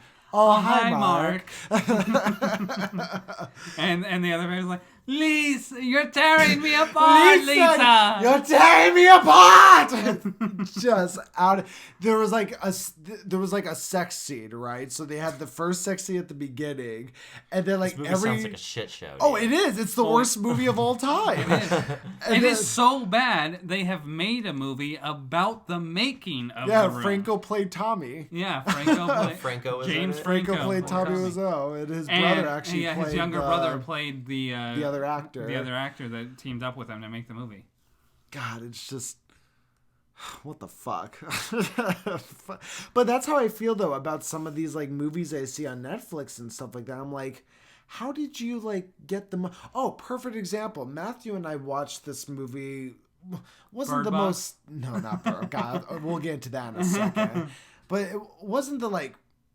most terrible like made movie. It was the one with like Topher Grace and like house arrest, and he was in like a mansion kind of thing. Remember he had the inside pool that opened up. Okay, yeah. And his mom was down in the basement. Okay, so it was just this random like psychological thriller horror movie thing, you know. And it wasn't the worst. It wasn't the worst. It wasn't the worst, but it was bad. It was pretty bad. It was bad. And then we found out at the end that like Leonardo DiCaprio was one of the like executive producers on it. And it's like to the point, Kyle, that Adam had walked away when the movie was done. He was going to go to the bathroom or something, and I saw it on the credit, and I was like, "Oh shit, Adam, Leo fucking produced this." And he comes running back. He's like, bullshit. And I'm like, no, I swear. And he literally rewound it so he could see with his own eyes. Because he's like, no, you misread the name or something. It's not DiCaprio. I thought he was just fucking with me. No. I'm like, okay, man. It literally is. He really did. Yeah. And I was like, I was going to say he obviously was doing a favor for somebody. Or who knows, maybe they read the script and they were like, this thing's going to be the next Titanic, you know? And then it just wasn't. And it wasn't the worst. Poor Leo. Wasn't the worst. But anyways, we've been really into those kind of movies on Netflix lately. Garbage movies? Garbage. No, they're not all garbage, We're also almost done with all the Harry Potters in a row. Yes. We've watched all We've been doing a Harry Potter marathon. I had never seen them before. Mm-hmm. Oh, yeah. No, it wasn't. I think it was after I started dating my wife that I finally watched all the Harry Potter movies. We're on 7. We have 7 and 8 How left. dare me indeed. Yep, 7 and 8 left. Oh, good. Or part 1 and 2 of 7. Yes. We've watched about 15 hours of Harry Potter. That sounds well, right. it's worked out great because Matthew loves to talk during movies. I do. I've seen the movies hundreds of times, and I love to talk about Harry Potter. So it's been like the perfect like mix. You know, mix. Mix. We can't watch like real movies, like movies that so are you new you and just stuff. basically what is it? MST3K the movies? Huh? Mystery Science Theater 3000. To tell you the truth, I never really watched Mystery Science. Well, you know the concept of it, right? I don't. It's just basically these 3 guys doing commentary to really, really crappy movies. Really? Yeah. Oh, that's literally us. We thought we invented that. No. We've been doing that for almost a year. Mystery Science Theater 3000 was, I think they started like in the early 90s or something. Uh-huh. And it's like, yeah, that's just their thing. It's like, it's this guy, then 2 people do voices for like a robot and some gumball machine. Yeah, that's why I weird never quite knew what it was. But no, it's just basically they watch shitty movies and make hilarious commentary to shitty movies. See, I think something like that would actually do really well nowadays, but if you mixed in like legit movies in there. Oh yeah. I but think like because I actually did have a thought about doing something similar to that on YouTube with like watching movies and just that you have like us 3 sitting there while the movie's going and you do this, or doing something like you do like a watch along thing, right? So you say, hey, we're gonna watch The House of Deadly Secrets. Press play now, and then with the podcast. The watch along. Oh, that's kind of dope. I've never heard of that before. Watch alongs have started picking up because I've seen a lot of Crunchyroll sponsors a lot of watch alongs. Really? So watch alongs are out there. They exist. Yeah. It's basically like I've seen 2 or 3 now for anime. like, hey, we're gonna watch the first couple episodes of this anime. You know, tune in at 6 p.m. Pacific Standard Time, and we'll start up watching it. PST? Yep. PST? Ooh, we don't fuck with PST here. No. That's too far away for us. No, I had. So wait, these watch-alongs for these animes, or just watch-alongs in general, is it literally just that? Is it like a comedy thing of talking shit about the anime, or is it just like discussing? They took it like pretty seriously. Like, oh yeah, it's obviously going to be ridiculous anime, but the two people I watched were YouTubers that sponsor anime. So it's like a Let's Play. They'll be like down there in the window, like there'll be a little window for them. No, it's just they don't really do that. Basically, because all of that shit's copyrighted. Right. They do a stream where you see them. They're watching a TV that's basically where the camera is, and they have a timer of what time the episode's on, and you're supposed to go to Crunchyroll and watch and keep your timer with theirs, so you know where they are in the episode. Oh, interesting. Because if they actually showed it in their stream, they'd be breaking copyright infringement. Right. Huh. So does the streamer talk to the people? Oh, yeah. Like, you can, like, post in their chat, and they'll talk about it. It's like, oh, my God, did he just literally kickflip that guy in the nose? Like, what the fuck just happened? And then, like, they'll do that sometimes. It's like, hold on. Everybody pause. Now. What the fuck was that? See, I think that would do really well with like more popular movies. Or like I said, if you did like a watch along with like a podcast, you know, where you say, okay, everybody press play in 5, 4, 3, which is absolutely why they have the timer there. So it's like, oh, you're supposed to be at 3 minutes 34 seconds on the movie. Yeah, exactly. Huh. Interesting. You know, maybe something to put in the back pocket. Maybe something to somebody obviously put some thought into it. Yes. It was literally a. I feel like we should China it and just steal the idea. You know what? Absolutely. I think it sounds like a great idea. China's great at doing that. China's fantastic. Why develop things when you could just steal it? Just let someone else do it. You just Bill Gates it. Exactly. It'll get you in second place. And That's it's like you have good. to admit, it's That's like true. it wouldn't be that difficult. You just got to put a camera facing you on top of your TV and have a timer and just record. I'm not even talking about filming ourselves. I'm talking about literally doing like a podcast, and then you'd have like how we have my laptop here right now. And just be commenting on it as you watch it? Yeah, absolutely. Yeah, like if everyone had headphones, and then you just do that, and then you can still have like the timer that you would put on like the actual, you know, video and stuff when people watch it.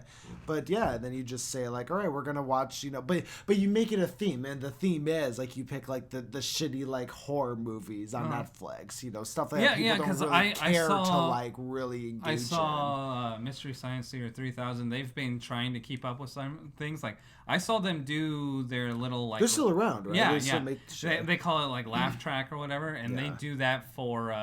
They did it recently for the Twilight movies. See, but they can get away with that with the Twilight movies because nobody gives a fuck about the Twilight movies. Exactly. At the time, people were very caring. Oh, They cared man. a lot. There's teams and shit.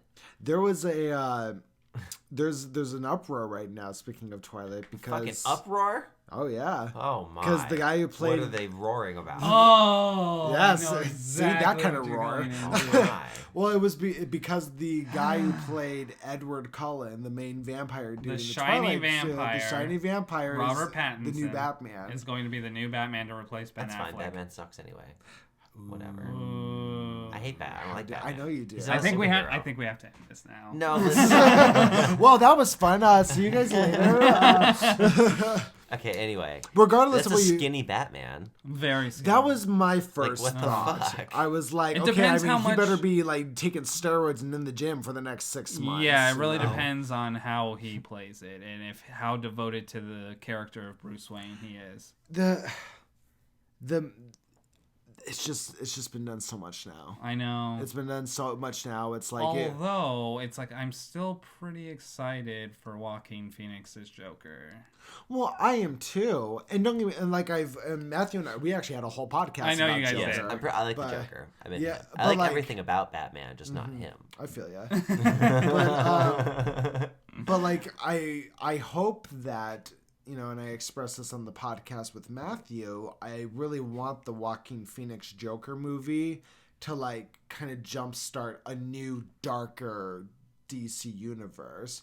And I'm very curious if that movie does well, if they're going to try to kind of integrate Robert Pattinson's Batman as being that new, part of that new universe. Yeah, hopefully. They really need to get their footing and figure something out, because it's like, at this point, it's like, how many DC movies have we had where any of them truly fell into a canonical universe like Marvel has done? Well, it's because they keep fucking up. They keep...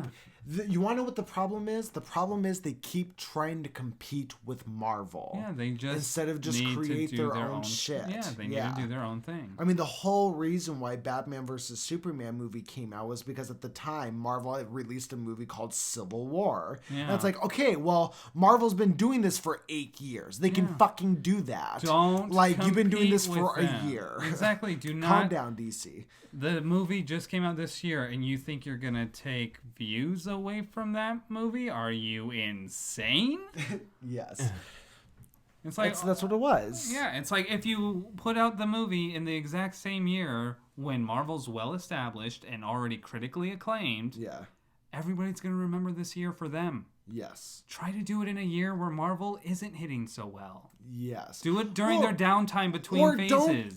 Don't fucking have Marvel in the equation at all. Be your own fucking thing. Like, yeah, I know there's this debate of like Marvel versus DC, but there are plenty of people, if not most people, who like both. Yeah. And like what a lot of things that people got pissed off with the DC movies is that, first of all, not only were they trying to compete with Marvel, but towards the end there, especially with the Justice League movie, they were trying to be Marvel. They literally got the same director that did the first two Avenger movies to jump in and finish Justice League when Zack Snyder dropped out. Yeah. It's like, and then you had all the stupid comedy one-liners and shit in there. It's like, stop it. Stop.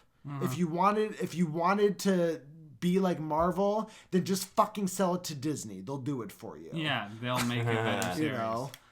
Like, it is. It's really sad. And it's funny because it's like I'm starting to hear the same thing kind of come out of Star Wars as well. Because it's like the jump back and forth between that. I talk to so many people who, like, more times that I never really meet anybody that's like, oh my God, I love The Last Jedi, or I love the new Star Wars films, or I love Rogue One. Adam, let me ask you a question. Are you talking to 10-year-olds? Do 10-year-olds feel that way? Well, Star Wars is a kid's series. Well, but I'm asking you for these particular movies. I don't talk to 10-year-olds either, so I don't know. Well, because I just imagine kids love everything. Because I would, I mean, it's possible, because I mean, like, growing up, there were, people like my dad, from my dad's generation didn't like the new Star Wars movies that came out, Phantom Menace to Revenge of the Sith.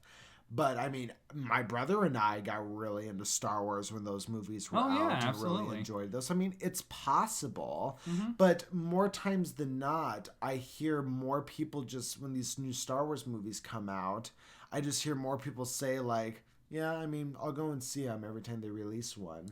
No, it's almost like a principle thing for people anymore. Yeah, it's like, and that's all of them, so I have to keep that's kind of where them. I am now too, just because it's like I know I have family that's interested, so I'm like, well, I know I'm gonna go regardless. Right. But it's just like I don't have the interest in Star Wars that they do. It's like I didn't grow up. At least not anymore. Yeah, it's like I didn't really grow up heavily with Star Wars, so it's like that's not Disney's my fine thing. with that. They say cha-ching, cha-ching. So, and that's the only true. other thing I'm worried It's about true. tue, because it's like I don't know if either one of you guys got into Game of Thrones. No, that just ending. No, I don't. I'm not caught up with it.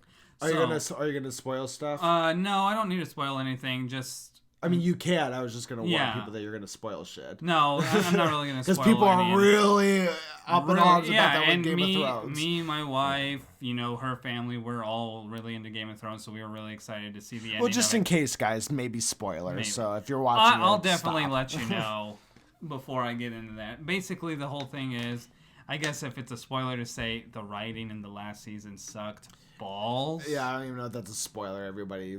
That was kind of the general consensus on social media. Kind of the consensus for the internet. And so, yeah, it was just like, wow, this really sucked. You guys rushed it really quickly. You didn't explain anything. And then all of these, everything that happened to all these characters didn't make sense. There was no motivation. It's just like, oh, this is what's supposed to happen. So here it is. It's happening.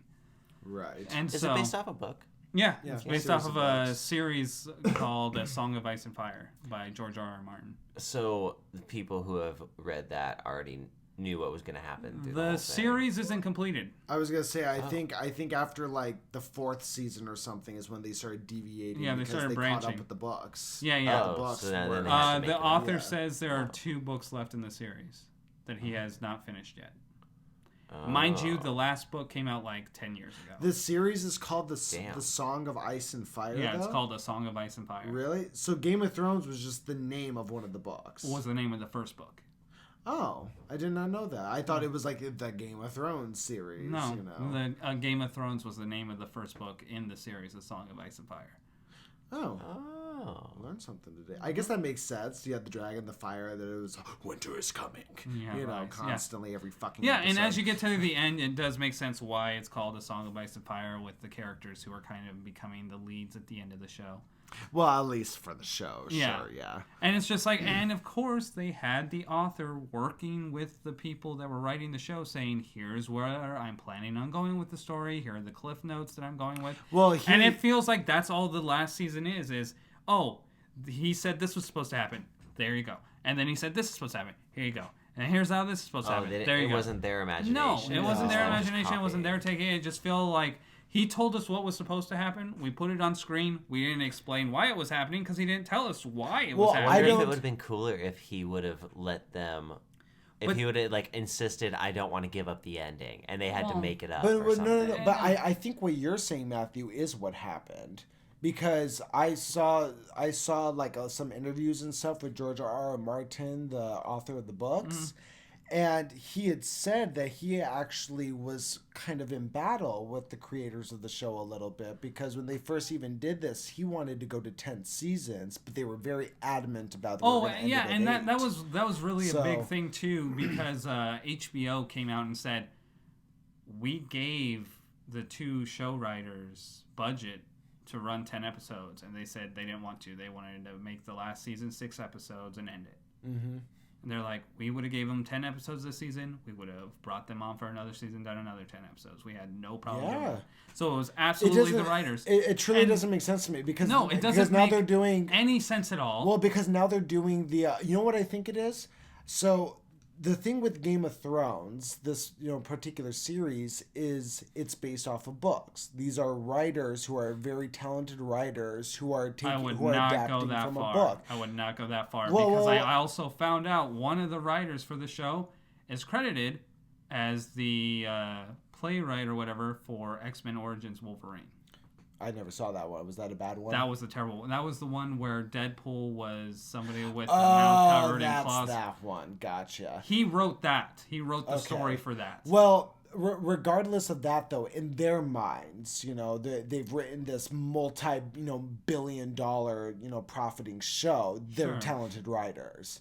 So, Well, yeah, but but and it definitely comes out. They are rich. right, They have succeeded off of this. all this is aside the point, though. Like, the point I'm trying to make, though, is that I think what happened was they've been working this entire time adapting somebody else's work. Which is why it was good. You're right, but what's happening now is they're doing prequels. They're doing a whole HBO's doing a whole prequel show for Game of they're Thrones doing that. with the same writers. Well, yeah. So I think it was just a matter of I'm them not wanting so to. sure they're going to be on prequels because you know what they've already signed up for? What? The first movie of the next Star Wars trilogy to start in 2021. Oh, so that's gonna be hot garbage. It's going to be hot garbage. I mean, it has the potential of being good. Ryan Johnson's the one directing them. I really liked what he did with Last Jedi, but Yeah, but it is absolutely the writers of Game of Thrones that are going to be writing the story. well, I mean, but you. He might feel direct like- it well, but I it could feel still be like- a shit story. But I feel like that's hard to say because you're saying that the writing is bad on one of the, if not the most popular television show. But the writing didn't start being bad until they ran out of material for the book. Okay, I guess. Okay. Yeah, I see what you're saying there. So they were fine at adapting something that was already created. Right. Not so great at coming up with it on their own. Gotcha. Well, I mean, regardless of any of that, I think maybe one of the Fantastic show. reasons. That show was dope as fuck, though. I'm just saying. Game of Thrones? Yeah. Mm-hmm. But, like, fuck. I think the reason why they may have rushed did. the last season was because they just want to get wanted into to jump their on the other prequel. projects. Yeah, I imagine they just want to jump into other projects. And plus, I mean, it's George R. R. Martin shouldn't really care too much. It's a win-win for him. The show was extremely profitable. That's money in his wallet. Oh, yeah. Now that the ending sucked and everybody hated it, everybody's like, "Oh, I reading the can't wait books." for the book to come out." Yeah. Right. He wins every angle. That's true. That is very true. I don't know. I'm interested to see what the next big show is going to be. I feel like before Game of Thrones, it was Breaking Bad. Oh, I think absolutely. Breaking And Bad see, was like, Breaking that- Bad was dope. I Yeah, love that's that one. absolutely what everybody's talking about. It's like Game of Thrones. You had the potential to be the next Breaking Bad, and you threw it all away. They still were. Regardless of It's a the best shitty last show that's ever season. been out. Yeah, it still had the following it had, There- regardless. yeah. Regardless of a shitty ending, it Remember still had the following it Spartacus? had. Spartacus got pretty big. Spartacus had the potential, but unfortunately show's the dope. lead Didn't hit actor it. died Yeah, the first I know. season, He so was that's why. great. So really, and the the guy they la- replaced the him last- was not the same. No, Right, not and at all. so then Not. basically the last big hit HBO had was Sopranos. Oh, The Sopranos was big. Was Sopranos HBO? And Sopranos Yeah. was I HBO. didn't know that. Yeah, that was a Okay. big one. But then again, same kind of situation. Pretty sure all the huge fans of Sopranos hated the fucking ending. The ending was terrible. Wow, we're seeing a pattern here. Yeah, I've never put basically. this together before. Yeah, because I saw the Their meme. I endings saw the suck memes ass. come out with the Pirates of the Caribbean meme, where it has like the guy in the news or whatever, basically saying, "Oh, is this your first series that ended in a terrible way? Welcome to the club." Welcome to the club. Oh, it's Wow. I What wonder. about Lost? See, Oh, I think- people didn't like Lost either. People Lost, didn't like the well, ending Lost of was an Lost either. amazing show, but the ending was horrible. You It know, This it's funny. is a common problem for a lot of TV shows. Wow. Not even TV shows. I think just stories in general. Because you want to know another story that did that, where a lot of people had issues with Harry Potter. The way it Yeah. ended. A lot of people had issues. here I with, just thought I'm it- not talking about the movies either. I'm talking about the books. I thought it was just because J.K. Rowling keeps coming out week after week to say something else is different about the characters in the Well, story. this was a different time. Those didn't exist. was a simpler yet. time, It was a Kyle. simpler It was time, before Twitter. yes. Don't but- hate on Harry Potter. He's dope. But Harry Potter's dope. I think there really is this struggle with ending. So like honestly, Breaking hard. Bad was such a fucking like. Masterpiece. Because it started. solid. Okay, Yeah, There was ended an where it ending needed to to it. end. Let's Exactly. talk about why it was a masterpiece, and I think it's all because of length. Yes. It ended after 5 seasons. It told a concise story and ended when it should have. Yes. I can think Yeah, of they didn't keep it so going. many they didn't beat a dead goddamn horse. shows that do that. They beat a dead horse for money. Yes. Simpsons beating a dead horse for money. Well, in their How I defense, Met Your they Mother. wanted that to die. Yeah. They tried to kill it. Yeah, they've tried to kill it, but they Yeah. can't. How I Met Your Mother beat a dead horse. House beat a dead horse. House was excellent up until the very last season. The last Exactly. season of House should have never existed. It was Scrubs. over. Beat a dead horse. They Scrubs. literally tried to redo it. Yeah, Scrubs beat a dead horse. Yes. Scrubs was amazing. to the Scrubs was end. amazing. I love Scrubs. Had a ending. Season 8, the last episode of season 8. Yeah, but you quote know they unquote continued called- it with different people, right? Exactly. Oh, horrible. Season Yeah. 8 Horrible. ended. The last episode of season 8 of Scrubs was called My Finale. Uh-huh. They ended the fucking show. Then, a year later, they said, here's season 9, where all of the main characters of Scrubs are just going to make cameos. Hate it. Yeah. Hate It it. took- Scrubs was amazing, though. It I took love like was a that good show. 6 Yeah. or 7 Loved episodes. it. That season got canceled. But no, I 100% agree with you. That is everybody's issue. It's like you don't one way, like South Korea, bring them up here really quick. So they do television in a certain way though that I really appreciate because they don't really. I mean, they do have some consistent shows that come on every year, but for the most part, what they do is every year there's like a story that they tell, and sometimes it could be a comedy, a drama, maybe something more that's it. actiony. But they tell the story, and then when it ends, that's it. So they there's have no one- season 2. they have one There's season to yeah, tell it's an just entire basically story. a long form movie for you to watch, is what it is. Yeah, that would be and I nice. think more people should do stuff like. I think that's the same thing with like British television too.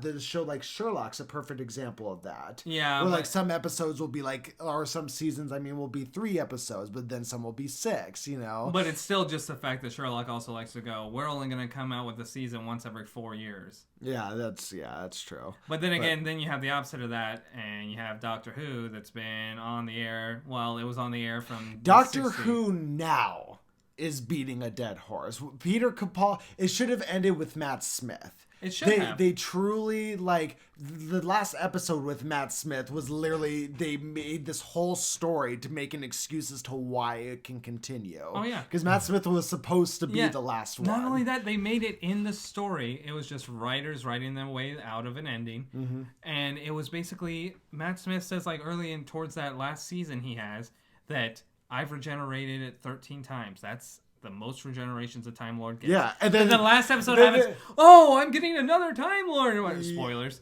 That's so old. I was gonna say that's Smith like 5 years ago. Yeah. It's like, oh, another Time Lord is giving me his life so I can start my regenerations all over again. I'm like, oh god, that's not a fucking writer writing himself out of a plot hole. Yeah, no fucking kidding, dude. But shows shouldn't do that. Just let things die when they're supposed to die. Let things die. Which is why I praise Vince Gilligan for making Breaking Bad so short and concise and to the point and fucking ending it where it should have.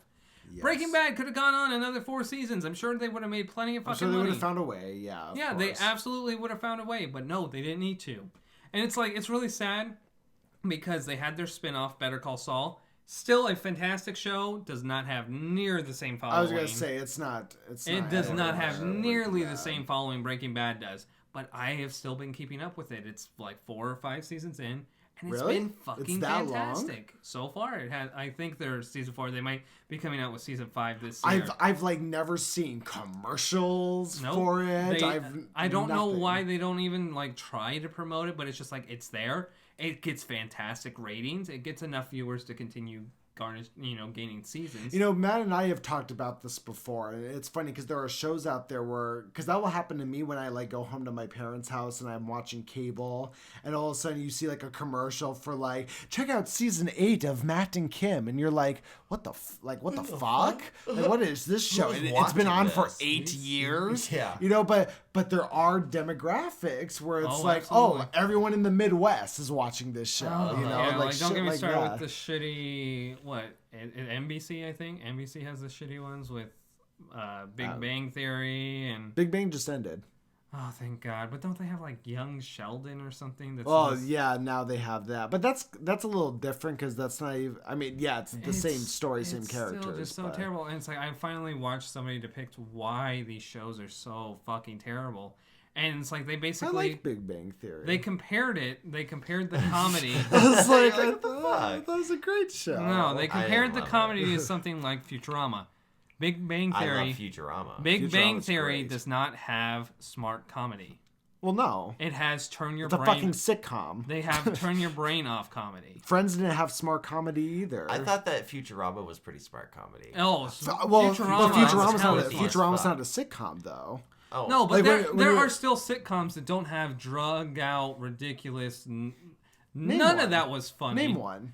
I think Roseanne succeeded at a few points in that career. Was pretty good. Home Improvement was pretty good. That was pretty quippy. That 70s show had some funny moments that were just 70s pure great. Garbage. And I like that 70s show too, but I would still put all of those as stupid humor with serious undertones in some episodes. Sure, serious undertones, but it's like when you look at stuff like shows that are truly hated, Big Bang Theory, Two and a Half Men. I just don't see how Big Bang differs aside from just the subject matter of what they're talking about. Well, I think that's probably where it comes from because it's the fact that they're trying to be smart without saying anything smart. Yeah, the whole show is literally about how it's like, oh, haha, look at how I'm talking nerdy. I'm talking nerdy. That's the joke. Well, how is that the joke? That's not funny. I don't know. I disagree. Maybe like an just being like, I also thought. Well, the square root of pi is actually. He's so funny because he's smart. I'm like, that's not funny. I mean, I get it. I mean, but I'm also somebody who thought How I Met Your Mother was a shit show. I don't get how that show went on. Isn't for that like America's favorite show? Friends. You're thinking Friends. Yeah. Well, How I Met Your Mother was basically filling the whole Friends left. Oh, okay. Yeah, is really what it was. But then we again, all loved Friends. But everybody loved it, and then everybody fucking hated the way it ended. I was going to say, that's another one that ended in a way that terribly. people hated. So I found out why it ended so terribly. I finally saw somebody like sit there and explain why it ended so terribly. Well, that was always the plan, wasn't it? Exactly. Yeah. They filmed the ending of How I Met Your Mother in season 3. The show went on for 10 seasons. They filmed the ending of How I Met Your Mother in season 3 because they wanted the actors that played the kids to still look the same age at the end of the show. That was a bad decision. That was a terrible decision. In season 3, it was basically set up that Ted was still super into Robin and he hadn't got her yet. Mm-hmm. So in season 3, the writer's like, oh, the fans want Ted to end up with Robin. So we're going to film an ending where that's the end of the show. Ted finally gets Robin. 7 seasons later, nobody in their fucking life wants to see Ted and Robin get together. They're so fucking tired of their shitty relationship and how bad they are for each other. Barney finally gets to hook up with Robin and they're getting married. They want to see that work because it's like, oh, Barney's finally given up his, womanizing ways and he's finally settling down. And then at the end, they had to fill all those plot holes. They had to fill all these plot holes. So they're like, Barney and Robin got a divorce. And Ted finally. And mind you, there was like a 2-season build up to them getting married. To them getting married. Yeah. So and then there was like in 3 minutes they were like, so then like 3 years later they got a divorce. Yep, 3 years later no story, we built up this marriage. They got divorced. You finally meet who the mother is. They do a big show on like, oh, this is who the mother is. And then they're like, oh, she got like cancer or whatever and died. She got cancer or whatever. Yeah, Don't worry about they her show anymore. her The show in a was called hospital How I Met Your Mother. and they show her in a Don't worry hospital bed as Ted is like holding her hand as she dies. And then it's just like, oh, well, I always wanted to be with your Aunt Robin. It's like, Dad, go get her. Go be with Robin. That's the fucking end? First of all, no fucking child would ever be like, Dad, I know Mom's dead, but go to her. Yeah. Go to this other woman. Like, especially, maybe like older, wiser, a little more experienced. These kids are supposed to be like 12 and 13. Yeah, exactly. Yeah. So it was so fucking terrible that it's like, I found out too that when they released the box set for the season, they had an alternate ending for it. Where... Well, they had to because the fans fucking hated it. They had to. And it was a fantastic, way better ending than if that was the ending. But it doesn't matter because exactly. they fucking... It does not matter. It doesn't matter. It doesn't matter because that's already what aired. The fans already fucking hated it. It already ruined your DVD sales. Nobody's going to fucking watch that alternate ending anyways. Oh, it was just so terrible. It's just fuck your attempt at redemption. Fuck your attempt at redemption. That's exactly assholes. what happened. Oh my gosh. Well, speaking of beating a dead horse, yeah. Where are we at with time here? Well, 2 hours and 10 minutes. I would say that is our longest podcast to date. I'm glad I got to be part of the first longest podcast and now the second. Maybe it's just you. Ownership. Yeah, maybe it's just you, man. Maybe I'm just a great guy to talk to. All right, wrap it up, Adam. All right, guys. Thank you so much for listening to today's podcast. Remember, you can follow us on all the social media platforms. We also have a Patreon, www.patreon.com/heartilymillennial. Kyle, thank you so much for joining us today. Always a joy to have you. It was a pleasure, sir. Do you have any final thoughts, sir? You know what? Stay true to yourself and please don't beat dead horses. No. Matthew, any final thoughts? We appreciate you, Kyle. Thanks for being on tonight, brother. Thank you. We hope to have you back soon, man. Of course. All right. See you guys Good night, later. guys. Bye-bye. Good night. See you next week.